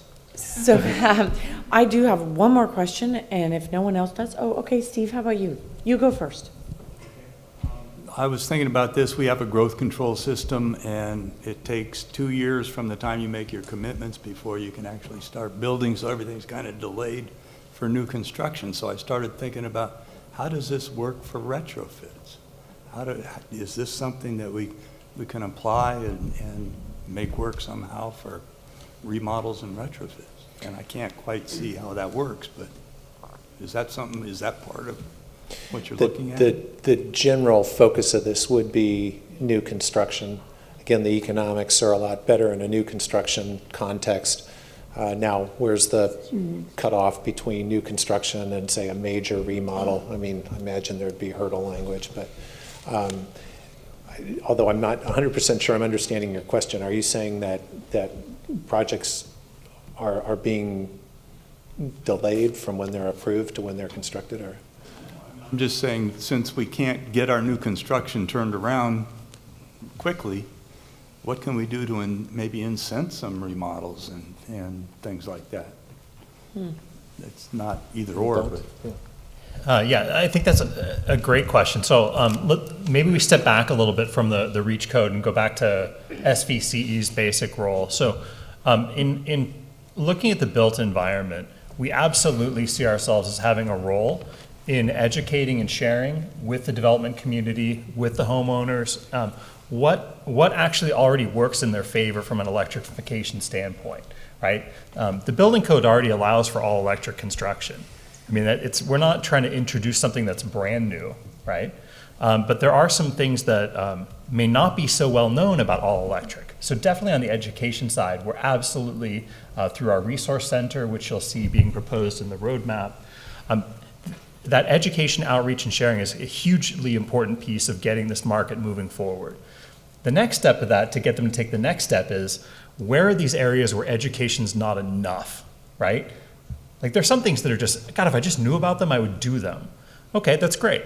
But there are other things where if you knew about them, but they're just not quite either cost effective or maybe just not trusting of it or you're not comfortable with it, that's where that role of sort of that incentivization comes in. And that's where that design grant or the city incentive or an award or a recognition program or just anything that's going to give them that extra boost to go, yeah, you know what, I'm going to jump in on this retrofit for a heat pump water heater. And that'll take us, again, another certain part of the way. And then at some point, whatever that thing is, maybe it's a heat pump, maybe it's an electric vehicle charger, that just becomes what the market says, oh, that's the norm. Okay, then we can probably drop out of the incentive piece a little bit. And at that point, then it really sort of starts to fall back into the cities where it sort of introduces itself into code. You know, dual pane windows at some historic date where some wild future technology, like who would ever install dual pane windows? You know, single pane have been working for decades or centuries. So this is sort of a progression. And so we're jumping in on the education part and the incentive part for sure. But there's also this long process of how do we then get this into that that standard practice or built into code at a future date. And so we see this as this is going to take years for this electrification. Right, so how much progress we make on this cycle for the REACH code makes us better and makes all the cities better prepared for the 2022 as well. So we're not, this isn't a, hey, one shot, oh, we hope we get it, and if it doesn't work, we're going to walk away. This is us taking our first steps in what is going to be a 5-10 year process of working together with all the stakeholders as well of all of our cities. That was a long answer, but I hope Did I get it in there? That was a good answer. Okay, I do have one. Go ahead. Sorry, one little tack on, which is, remember, we're not suggesting that natural gas fueled construction be banned. A REACH code just tips the playing field a little more towards all electric. Light green tips a little bit, darker green might tip it a little bit more. Yeah, so if you want to build the old-fashioned way, you still can. You're just going to have to make a little more efficient building. So, yeah, I mean, John's point's important here. This is really a first step, and it's an important first step. But it doesn't immediately mean that all construction going forward is going to be all electric and we're finished. So I have one last question before I would take public comment. Is there any indication of when the state might start to impose some of these or incentivize individual cities to adopt some of this as part of the 3-year cycle? I would assume you don't anticipate that happening in this 2020 cycle, but is there any indication that by 2023, when this circles back around, the state may be mandating some of these changes anyway, or is that still sort of aspirational? Maybe I'll make one comment on, Don had mentioned the 2019 building code. The statewide baseline has already been formulated and adopted as a part of that code. Pre-wiring for a water heater is incorporated into that code. And so you're seeing a lot of progression in that direction. Not only that, but historically, the ways in which you calculate cost effectiveness for the purposes of building that building code, it has historically favored natural gas. And so, Don is talking about tilting the playing field. It's already extremely tilted towards natural gas, and we're really trying to level it. And so there's a lot happening. through even just the regular statewide code process to kind of levelize that and move towards electrification. Thank you very much. If there's no other questions up here, I have 4 cards from people who would like to make public comment. Okay, I'm going to start. One of the cards does not have a name, and I would have bet the farm that it was Bruce, but then I got a card from Bruce. So there's a 4th person out there who wants to speak, and I'm going to let you identify yourself because the other 3 are Bruce, James, and Steve. Would you like to go first or would you like to go last? I'll give you the choice since I don't know your name. I'll go first. All right, come up and introduce yourself, please. Good evening, directors. My name is Tom Cabot. I'm a longtime utility resource planner and a volunteer with Carbon Free Silicon Valley. And also in my hometown, I'm on the Environmental Quality Commission, helping to advise our council on how to make these types of decisions. I'm a big fan of your staff. I think they've done a great job bringing this thing forward to you. I've been looking at REACH codes for a while now. In the neighboring town, I helped Palo Alto out with their technical advisory committee looking at their REACH codes. Like Marin, they've adopted REACH codes already. They did their first one in the 2016 code cycle, but they did it a year late. They implemented in 2017. It is doable. You don't have to hit January 1st. It just does cause some confusion in your administration, that you end up administering several different codes for a little while. But anyway, so they've done it. Their type of REACH code that they did was a 2-path type, like Don described, and they said you essentially have to, if you build an all-electric building, you can meet the baseline code level. If you were to use mixed fuel and include natural gas in it, you have to be 10% below that level. So you have to build a tighter building or more efficient equipment than the base code. So that's how they did it. It's been so easy for them to administer that when I ask them, well, how many homes have gone this way and that way, they say, we don't even know. Any of you who've worked with Palo Alto can probably back me up on that. So anyway, that's how it's going there. But I just wanted to talk to you for a minute about the background. So the IPCC just released the report that essentially said we have to change what we're doing, and we have to change now. We have to change fast. We can't keep going at the slow pace we've been going because the slow progress has been losing. So we have heard this call to action, and then I'm really impressed with SVCE and your ambition to bend the carbon curve, and I see this REACH code as that big tool for you. It is the thing that takes advantage of bringing all these communities together, bringing in the clean energy stepping stone and electrifying it. Then I've heard your concerns. What we saw in Palo Alto was all electric construction is not more expensive. It does not raise the cost of buildings, it lowers them. As Don alluded to, it cuts the cost of bringing the gas pipe from the street to the building. It cuts the cost of putting in a meter. You don't have to have that. You don't have the space for the meter anymore. You don't have that ugly thing around hissing at you and making smells and leaking gas. So you don't have that. Then you don't have to drill those holes in the walls to help the termites out and put all the gas pipes everywhere. So you'd save that expense. You don't have to drill holes up through the ceiling to let the rain in and try to get the poisonous exhaust out. So you don't have that expense. You don't have to have a separate air conditioner and a furnace because the heat pump can reverse it. It can cool you in the summer and it can bring the heat in and warm you in the winter. So you don't have that expense for separate air conditioning. And we see more and more buildings with separate air conditioning. So you save that.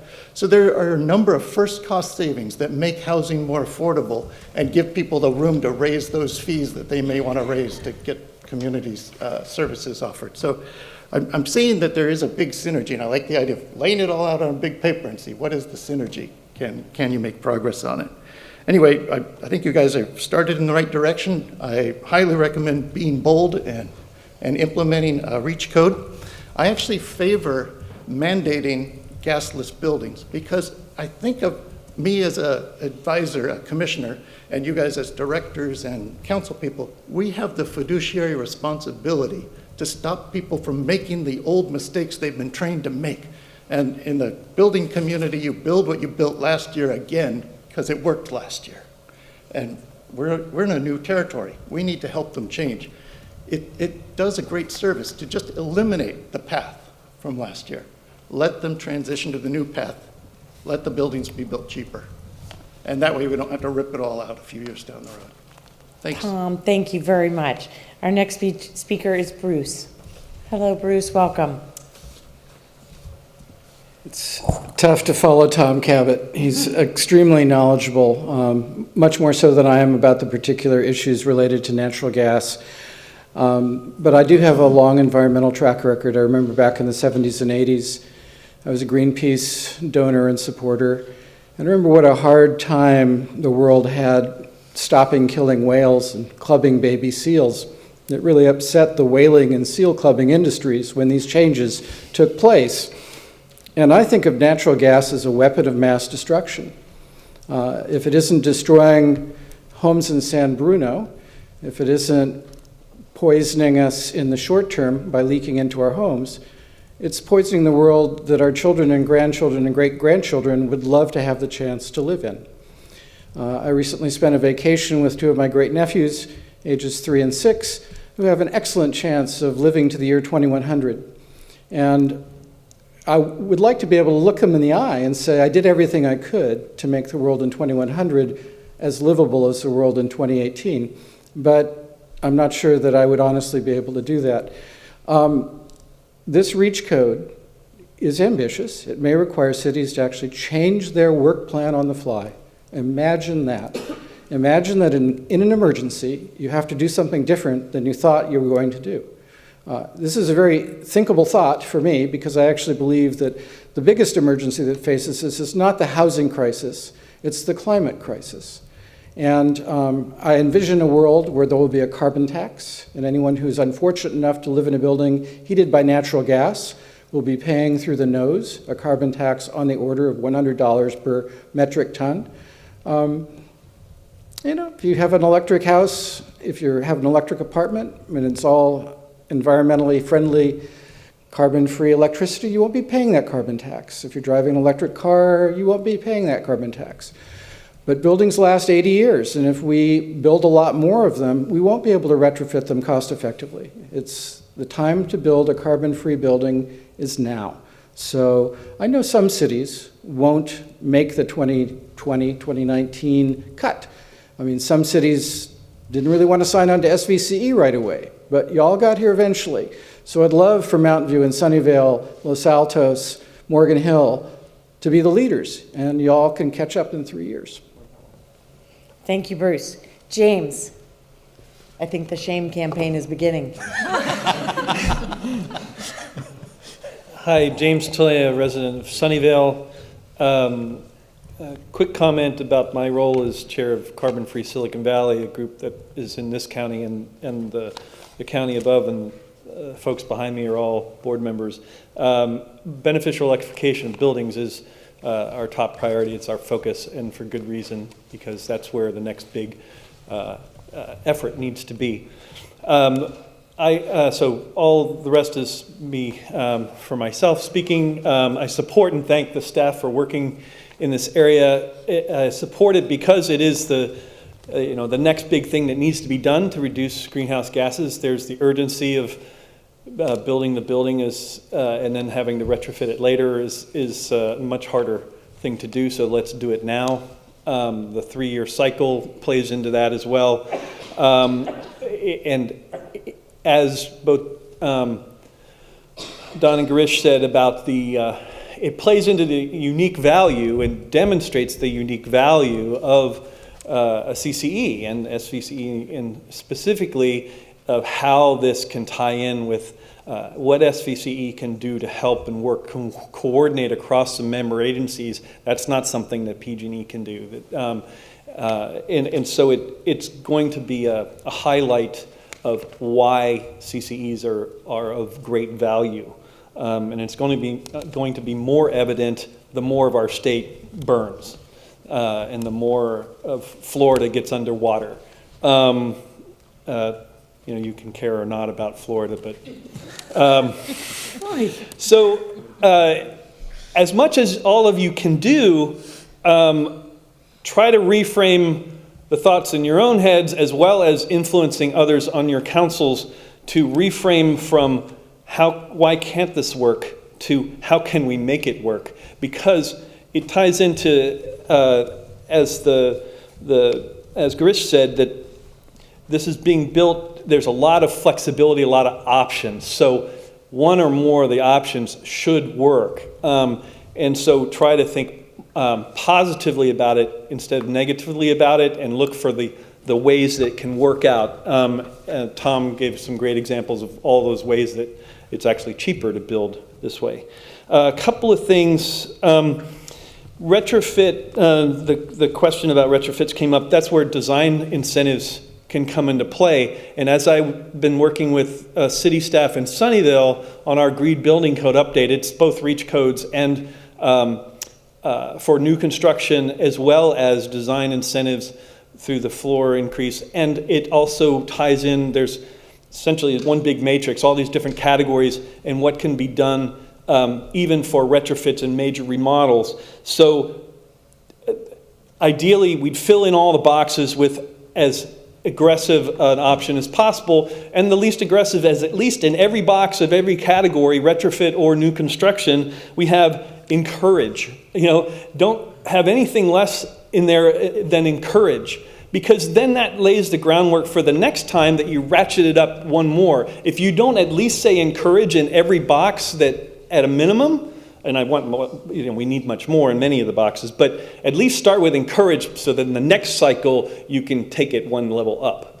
I don't have much more time, and it's not an either or regarding the housing crisis. They're both things that are important, and the flexibility and options help. Let's see what else.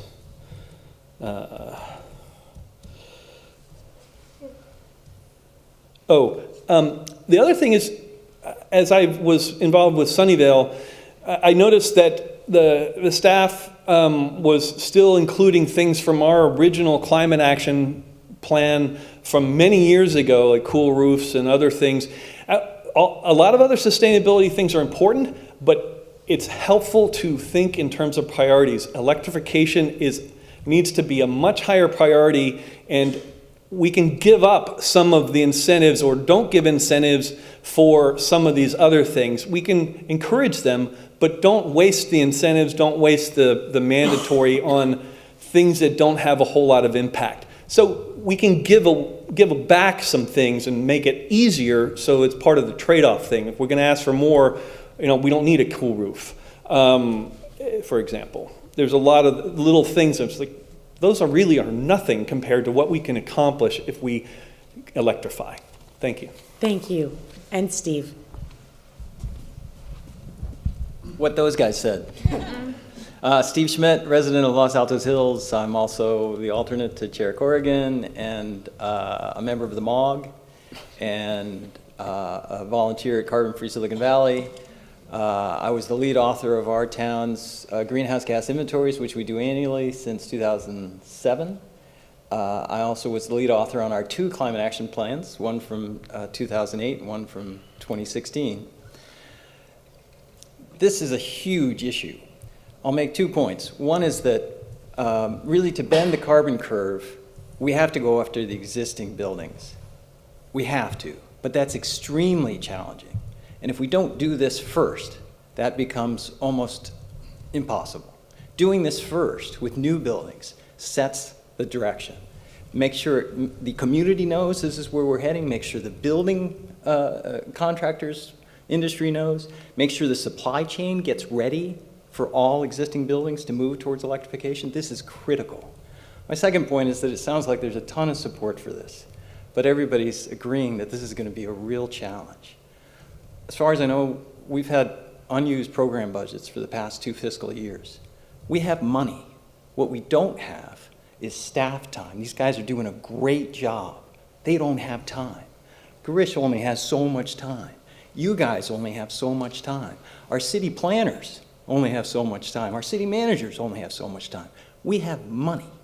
I would suggest we could hire some consultants that do a great job putting together a glossy package for each of you to take back to your councils, for us to take to our city planners, our resourcers, and get this rolling now, not in January or February, but right now. Thanks very much. Thank you very much. So I'm going to close public comment unless there's anyone else who is inspired after hearing our 4 other comments to make an additional one. Hearing none and seeing none, I'm going to bring it back up here. Howard, you'd like to go first? I'm happy to make sure everybody gets a chance to speak at least once, and then we'll look for providing some direction here. I avoided questions, so I figure I use double the time. No, I'll try and be quick. So first, today I did get rid of my gas dryer and put in an electric one. It was a very challenging situation because I could not get the most efficient one because I couldn't fit it in the space. I mean, the retrofit issue is real. I've been investigating the heat pump to replace my hot water system. Extraordinarily challenging. Not only do I have to spend $500 to get a stupid 20 amp 220 circuit brought 5 feet, which had they done it when they built the building would have cost like $50. I don't have the right size ducting to make it work for the capacity water heater I need.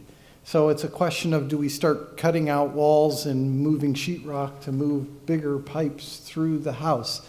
It's actually, for an energy junkie like me, it's actually quite amazing what simple decisions could have been made when my house was built to make these options now. And I want to give a shout out to Los Gatos. They are the most forward-thinking city because that's the first REACH code that I was ever familiar with in the 90s when you guys required houses be pre-built for solar hot water. You required the piping be brought through the house so you could have a hot water heater, solar hot water on the roof. It only lasted for 3 years in your code, by the way, but I thought it was a brilliant maneuver. Oh, wait a minute, I need more information here. Poor Goresh got caught off guard when he found out I knew so much about latent energy and solid materials today or yesterday. But I am an energy junkie. I love this stuff, and I frustrate myself trying to make my house more energy efficient given the current situation. This would actually benefit us in some strange ways if we were to take the bold step of banning natural gas houses.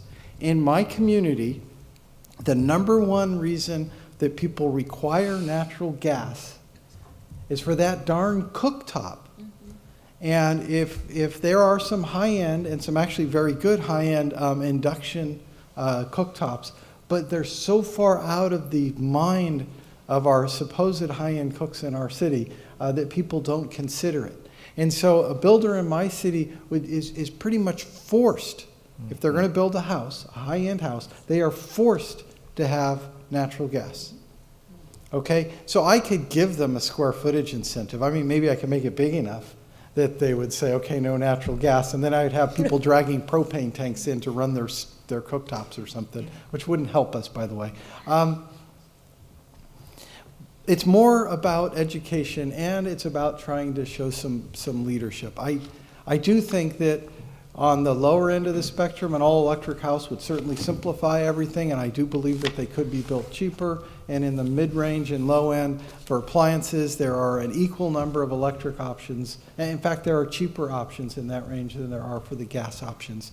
So I do think in your 35 project or other large things, we could require all electric. I think in the single-family homes, I think it would be a bold step to require all electric, but it would be a crime to not require pre-plumbing, pre-electrical for every major appliance to be all electric. I know that means probably 400 amp service panels for the square footage of the houses that show up in my city. I know it would be more electrical work. I know it would cost more because they would still be putting in the gas lines. But you can't leave the world behind where there are houses that are going to outlast our children that are like mine, which you cannot put in a hot water heater. I was at Home Depot today. Yes, they do have heat pump home hot water heaters, but you got to look through the 50 gas ones to even start talking about it. And the ones they have I don't think are great options, but they're okay. We can't have our children stuck for another 50, 80 years, not being able to upgrade their house without spending 10 times more than the cost of the appliance just to do the upgrade. Only crazy people do that. Yeah, I probably will have to. But only crazy people do that. We need to make it so it's an option for every single person to convert. Because I'm just going to tell you, in 25 years, when kids come over to play, moms are going to look on the side of the house and go, ooh, the Joneses still have a gas meter. I'm not sure if I want my little baby Sue to play here with their kids. They're destroying the planet. Gas is not going to be in favor. Gas cars are not going to be in favor. And we need to push this forward. And as for the timing, I don't know how we make all this work in the timeline. But I certainly think that we could make little nibbles, like say you have to have every appliance in the house pre-plumbed, both ventilation and electrical, to support both types of appliances, and that wouldn't take that much work. And we should consider what it would take to ban gas for all or certain classes of building. Who'd like to follow that? Liz. So, I'm split brain right now because I want to do something and my mind keeps saying, okay, how in the world are we going to do this? So I think Howard just gave really a very good summary of what our struggle is and what our board can actually find a way to do, and the speakers to bend the carbon curve. I think the Cities Association is an organization that really has to be leveraged here because it's countywide. I think if we're going to tackle this, it needs to be the Silicon Valley Clean Energy Territory, which is basically the Cities Association with our notable exceptions. But everybody has the same goal. So I think that's someplace. Certainly need to buy into our supervisors. We really have to get some support from them. The challenge, I mean, here comes my practicalness here. I cook with gas. I definitely have cook with gas, and I also have a gas fireplace. So, I mean, these are challenges. These are emotional challenges, which we cannot ignore. If you think about the state building code, correct me if I'm wrong, but I'm pretty sure that they've been revised to say that houses now have to be pre-plumbed for reclaimed water, right? Isn't that in the code now at the state level? Pretty sure it is. So there are things like requiring the electricity to be there. Could be done, we could start it at a local level and build momentum, but that could be easily a state code thing, because there's precedent for that. We're talking about social engineering here. I mean, we're really talking about substantive. It's more than education. I mean, it's really social engineering of what it's going to be. And we're lucky we're in California. We're lucky we're in Silicon Valley because there is a mindset here. So I guess my main comment is I'm not sure we're at a point right now. I'm struggling with what we can do right now. I'm not convinced that the building code schedule that's been outlined is really that critical. Someone said it. You can do interim building codes. It happens all the time. The state school system does that. I think we could do some core things like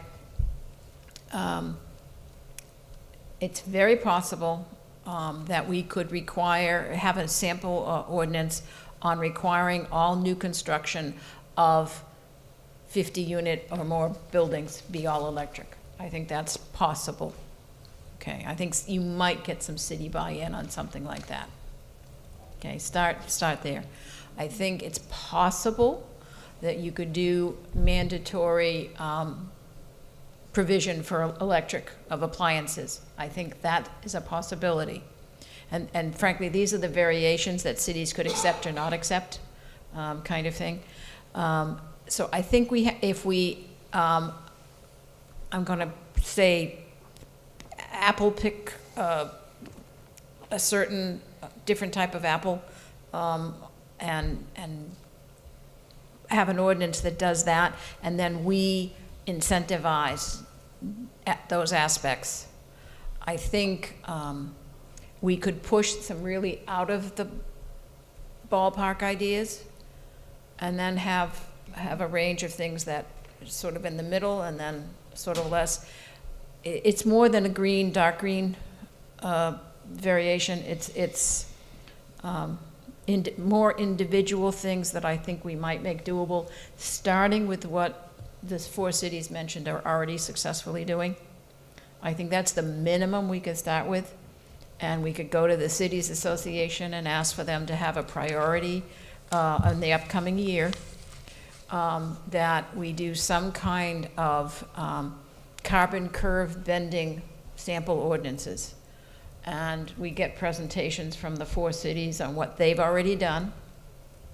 And then we work with a range of things that we think we could do and support and incentivize. And then I think we could do those. I'm worried about the constituent groups that we haven't connected with yet, which are, to me, are architects, engineers, developers, the CSI, the specifiers, and the product manufacturers, and the USGBC. Those, just to name a few. I'm worried about we haven't leveraged. I think we'll get a lot of pushback, and we need buy-in. So we need to have, I'm going to say, incentivizing for these different groups, these different constituencies to buy into this. So I'm not sure if I'm being totally clear here, but I don't want us to bite off more than we can chew, but I don't want to diminish the ultimate goal of bending the curve. So if that makes sense, that's, I think we should follow through in the conversations with the city managers. I think we should follow through in conversations amongst ourselves to get our council to see if we can get a buy-in on adding it to our work plans. I think we need to have an outreach program, consultant outreach program, that one, before the first of the year, I'm thinking, I don't know, that could pull together a summary and sample of all the existing ordinances that are the REACH ordinances that could be given to the Cities Association to figure out how to make a priority out of it. Rod, you're the president or the chair of it now, so you know this way better than I. But finding an organization whose bailiwick this big picture stuff is in, and help use this organization's expertise to move the new thoughts forward. So I think that's sort of where I'm at. Margaret, you're next. Thank you. So this is exciting. It's ambitious. I want to do it. Is my first reaction. I guess I've been just thinking through. Well, how would we do this realistically? And my biggest challenge is time. We have council goals. We do every 2 years. We'll do that early in January, February. But a lot of, like all cities, it's tied to our budget that we pass in July. And so if we were to allocate funds or staffing resources, we basically have to wait till July to do that. Sometimes we can do it earlier, but I guess I wanted to ask or see if it's kind of like shovel ready, then we could do it. And I'm wondering how much of SVCE staff you can all get it shovel ready for us to pass come July 1st or, by September. So my concern here is who do we have to sell this to? I'm not sure, I think the public would be pretty supportive of it. It's really like the stakeholders we talked about, the developers, builders. Frankly, I'm concerned about the housing advocates because like what Jeannie said, when we start talking about more fees and whatnot, it adds to the cost of housing, or that's the argument that's often used. And so I think we need to actually get them on board to, support this and not look at it as a way to disincentivize more housing development. So and that's usually what takes the time, most of the time, I think, is, you know, the focus groups, the outreach, the stakeholder meetings. And so I guess my question is, you know, to staff, to all of you, like, how much of this can you guys do for our cities so that we can, you know, I'll work to get my colleagues to support this. I actually think my colleagues are going to need education on this too, and to be done quickly by, you know, come mid-January. So I'll need your support, you know, help in doing that as well. You know, I could work and get the 4 votes. I mean, I can't guarantee it, but I will work to do that. But I have to make a case that, you know, this is going to be ready to go with very minimal staff time and resources to do it by September. So, you know, that would be my request to all of you as to, you know, do you think you can do that? And what do you need to make that happen? Nancy? What a great segue into my question. I think it's clear that I support this, and I am kind of backpedaling from offering up Sunnyvale City staff for this, especially after a member of the public offered some funding to do nice packets to hand out to Glossy. Was it Glossy, I think was the word? So what would it take for... So Girish, what do you think of that offer, and what would it take for, what direction do you need from the board to actually I think we've staff got this? enough direction in terms of, so we're working with PCE, Peninsula Clean Energy. We're going to hire a consultant jointly. I think it'll be a powerful statement, and also in terms of really making a difference to have 34 cities have the same information at the same time on reach codes and EV codes. PCE is going to hire the consultant. At the December meeting, we're going to bring you a cost-sharing arrangement on how we're going to share costs on this consulting contract. Based on all the comments I've heard today, timeline is a constraint, so we need to provide resources to help cities get through it. We'll work backwards from there to figure out, okay, consultant, what's it going to take to help run stakeholder processes, communication, the model ordinances, the different options, you know, more than just dark green and light green, a bit more of an array.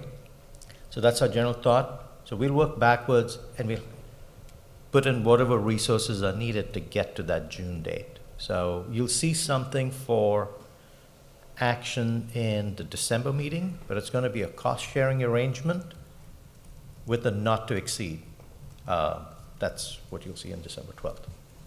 Okay, thank you. And my only other comment is that I actually cook with a solar oven.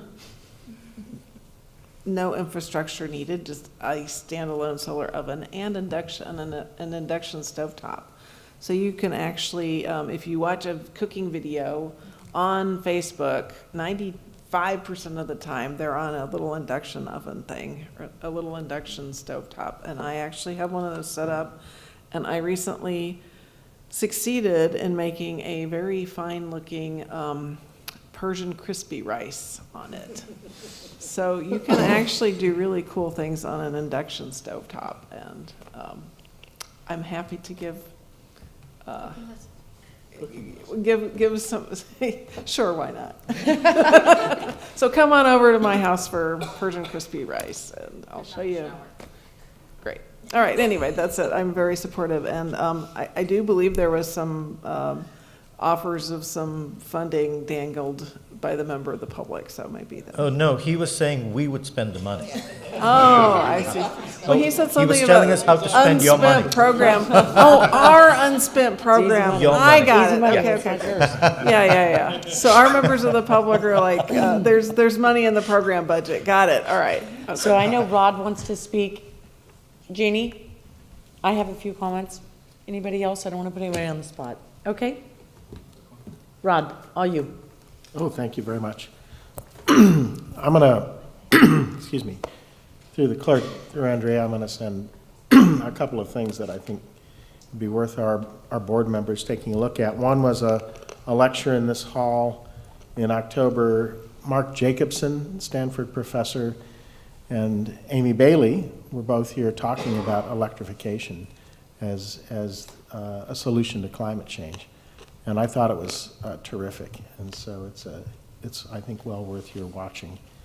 And I also found the other report that I referred to earlier. It's called the BACMed Climate Technology Report, October 2018. And there's a nice table plus a lot of text, but I'll just go through a few things. For you, Nancy, hydrogen fuel cells and electrolyzers. Not bad at cost effectiveness, not necessarily easy to implement right now. So all these things are scored. Tankless water heaters, air source heat pumps for HVAC, mini split air source heat pumps, and then a whole bunch of things you can do in the commercial sector. So to this end, I really think it would be important to understand if we're providing specific incentives or reach codes targeting specific devices, that we really take this into account. And I think we ought to think about carrots as well as codes, rather than talking about sticks. I like the idea of saying, if you're willing to take these extra steps, we'll give you some increased density. I think that's brilliant, actually. So that really, developers can actually make that calculation and say, oh, then they're asking the question all of a sudden, oh, how much is this really going to cost me? Whereas if it's in the code and, fight, because it's another thing to be paid. But if you're actually offering an incentive, it begs that question of, what would this cost me actually? And maybe Howard is right for the first time. Maybe Howard has made some good points here, which is, Los Gatos is awesome. Well, that's not the one I meant. Maybe electrical can be more efficient. What happens if in a really large mixed-use development, you didn't have to plumb gas to 2,900 homes? Could you actually, as a developer, make out better, even if maybe the operating cost was a little bit higher in the early years? Maybe you're right. Maybe there's that argument to be made. I think to the extent we can, we ought to be working with the Air District and others, and even the leaders in the building industry to go figure out how to make that case effectively to the folks that are likely to be grumpy and say no, right? But I also like Howard's idea a lot of saying we ought to be wired to go electric. So if we're not to the point yet where we have, some of these things, tankless water heaters, mini split source heat pumps, cost effectiveness may make it challenging for us to mandate their installation in new construction. At the very least, right, we ought to be thinking about what does that cost to simply get these things, the infrastructure for them designed in, to get the electrical to every one of these appliances, so that 5 years from now, when there's a change-out opportunity, it's easy to do. I think that could be a really big deal. So I appreciate your initiative, and I'd say let's think of not only what we could do with these codes, but what we could also do by inspiring the carrots, as Sunnyvale seems to be doing. I think there are some best practices that we could share, and Cities Association, absolutely. So it could be our priority for next year as well. Thanks. Jeannie? Trying to figure out how to organize my thoughts. So I think all of us are kind of struggling. In terms of as a project, I think this project has a lot of merit. I think it's exciting, and I do want to see us figure out how to move forward. But I think I still have some fundamental kind of questions, and one is, to what extent, if you put up that slide that has the time, okay, it says timing is critical for 2020. is that really critical? Is that what we really have to aim for? Or is that something that we're just kind of self-imposing?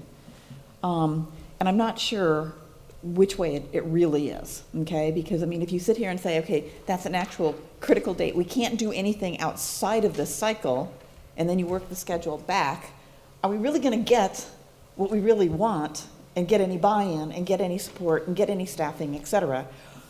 If that's not a critical, truly critical time frame, is it better for us to try and figure out what we can be doing, okay? And I'll give an example in that. If we have more time, the more time allows us to come up with this menu, the light green, the dark green, whatever it is, okay?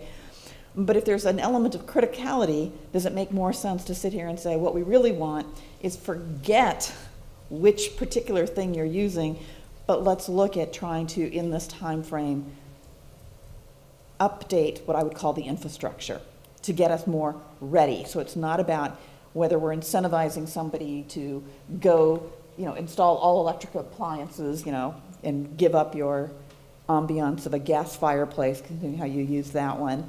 I would die without that in my family room. That's where I get my relief after a stressful day in the wintertime. But yeah, I don't want the teen video. With a fish tank. Christmas time with a fireplace and the Yuletide. Yeah, thank you very much. But do we want to fast track something more like this infrastructure, saying, hey, we want to wire this thing. We need to have that electrical panel upgraded from day one, whether you're utilizing it or not, doesn't make any difference, kind of thing. Because I think then developers may decide, well, if I got to do this, maybe I'll take something to a next level. But again, that timeline's not clear to me. The next thing that's not clear to me is what is the city staff time required? Because I think without understanding that, you can go out and have conversations, and maybe I'll test with my city manager tomorrow morning. Go out and have conversations, and like all of us, I think there's a lot of excitement here.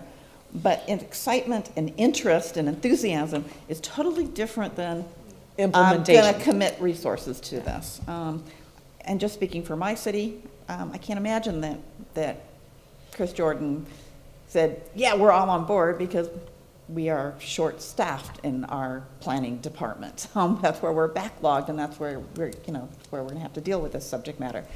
So I think without having those two, I do have concerns that this is a little bit too ambitious, maybe. And I think we need a little bit more realistic understanding of that. So if you're saying next month you're coming forward with a commitment to do a fair share of a consultant, I'm going to say, I hope that you're also going to come back with something that says, hey, I got this many city managers who not only nod their head saying, yeah, this is interesting, yeah, I'm intrigued, yeah, to really say, yes, and I'm ready to commit, with my council support, I'm ready to commit resources. Because without the commitment of resources from staff, then what are we doing? Okay, huh? That's our role as Yes. to direct staff. Well, okay, so that only works up to a point in my city, okay, because, yeah, my city manager, sure, he's happy to do whatever we want, jump off of cliffs and all, as long as we're telling him what he's not doing, okay? So, but I think our city managers already, at least most city managers, already know what their bandwidth is. And that's why I said, they can sit here and say, oh my gosh, I can do this. It's going to take direction from the council because I really have to take something major off to do this. Mm-hmm. Again, without gauging that, you're getting I'm afraid we're going to get a lot of nods of heads. And it takes a long time. I don't think our city is unique in terms of council and their wish list and city managers with harsh reality. We can all want. Yeah. I'm going to jump in because it's a perfect segue. Unless you're finished. No. So another thing that I wanted to add into this, the city of Los Altos, we are hopefully under construction next year with a whole new community center. And I really would like us to sit here and even look at how do we maybe take that and use that as a showcase or as a case study. Because, as you're sitting here, how much are you adding into costs? How much are you saving on like this? What happens if we went and really did this and did it, as a case study in terms of what happens when you go all electric. In a community center, we do have a full-blown kitchen and everything in there, so it's not just a civic building without that. It's a full-blown commercial kitchen in there. So how do you do this, and how does it change the cost? Up front, by the time you add in appliances and everything else. So anyway, again, I'm supportive. I would like more information in terms of staff time that's requirement, whether or not we actually, if you're asking us to support a contract dollar expenditure, do we have, and it doesn't mean every city. I mean, I'd be happy if we had a couple of cities who are saying, we're ready to run with you, and then the rest of us will follow behind if that's what's necessary. And again, is there a way to break this out? What is the time criticality of this? Does it have to be tied to this particular cycle, or is there a subset that can be tied to this, and then there's the rest of it that just comes out as time permits? So if there are no other comments, I'll just wrap up a few with my own. I think Margaret just articulated, every city's different here, and we all represent quite unique set of residents and commercial entities in our own towns, and yet we all have so much in common. So I want to be clear, just in terms of my pushback over the timeline in my town. We have council meeting tomorrow night. It's the last meeting of the existing council. The December meeting is largely ceremonial. The January meeting, I've got 2 brand new council members, and if you think they could digest what we just went through in 2 hours with a board of people who really are energized, excited, and somewhat educated on some of this, I think we would, Los Altos Hills, I don't want to sell us short, but we're going to need a little time here to get our head around this with the 2 new council members, just in practicality. But what I've heard here tonight over and over is much like a football team in the locker room with a very inspirational coach saying, come on, we can take this on, let's go get them, team. And I think you've got 13 teammates all standing here going, yes, count me in, until you get out to the field and you see how big and tall and hairy the opponents are. So I want to say, right, I want to say we're all on board. We want this. You have inspired us individually and collectively to find a path that we can help support the important work that's being done here for the generation that's going to live at 2021 or 2100. Hard to even get my head around that. As well as for our immediate neighbors tomorrow. We're elected to serve the people who are building houses today, as well as the ones who will live in them years and years from now. So we're inspired. I think if you're just looking for direction and discussion tonight, you've had plenty of it. We're excited, inspired. I echo a lot of what has already been said by my fellow directors.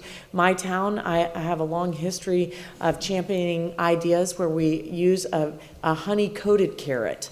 I want to see a lot of incentives to get my fellow residents to be inspired to take these ideas on and challenge ourselves to do things better for the world around us. At the same time, I don't think we can just wait around. I think you've made a pretty compelling argument that we need to take action. We need to be bold. That's part of the entire fundamental part of being part of SVCE and these CCAs up and down the state. So we have an obligation to be a leader here.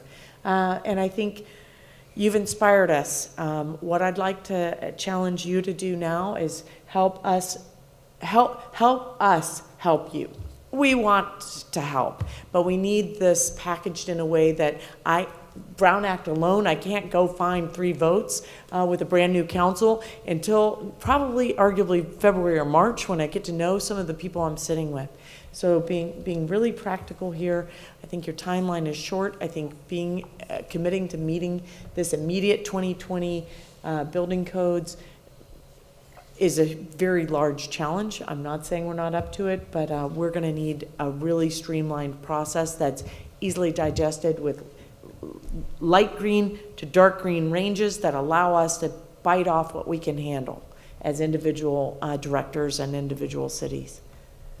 I'm going to close it at that unless anybody feels like they need to say anything else. Good discussion. Go team. Let's go. Yeah. Yeah. Let's go. Go fight win. We'll say on 3, 1, 2, 3, go. So I'm going to move on if there's no other discussion on this item. Would the staff like to wrap up with any final thoughts or comments? No, you're good. We've beat that horse to death, I think. Girish. Yeah, I would like to add 2 points. Yes. First of all, thank you very much for the wide variety of comments, inspirational, technical, strategic, tactical. They're really very helpful. I want to mention 2 things. One is you created this organization because you all had climate action plans. And you had to do something with those plans. So I love your analogy. We're in the locker room, created, now we're out here. And this is the hard work that we have to do. I also all of us employees joined SVCE for a reason. And I think we are also very motivated to do something. So I think all the encouragement you've given us is great. And we'll do everything we can to help each city achieve its goals, and then SVCE achieve its joint goals too. Fantastic. Okay, with no other discussion, we'll move on to the executive committee report, and I'm going to report out that there is nothing to report. I understand the Finance and Administration Committee also has no report, and the Legislative Ad Hoc Committee has not met since our last meeting, but we are keenly interested in what we might do in the new year with the firm that we've hired this evening. So, terrific. Are there any board member announcements or direction on future agenda items? I would like to just add one, that you'll have more detailed information at the December meeting about how we'll plan to elect our executive slate for 2019, but we're in concept proceeding with a voluntary throw your name in the hat kind of thing like we did last year. For those of you who want more information, I'll be happy to share it with you if you're new and weren't here last year. But we'll have a detailed program laid out in December so that everybody can participate as they desire. Sound good? All right. This is not. Thank you for asking, though. So I do want to adjourn. As hokey as this sounds, I think all of us really, in the back of our mind as Californians, want to adjourn tonight's meeting thinking about our neighbors who are fighting really tough fights as cities and as individual residents and businesses. I just want to adjourn in their honor tonight. Yeah. Thank you. Good night.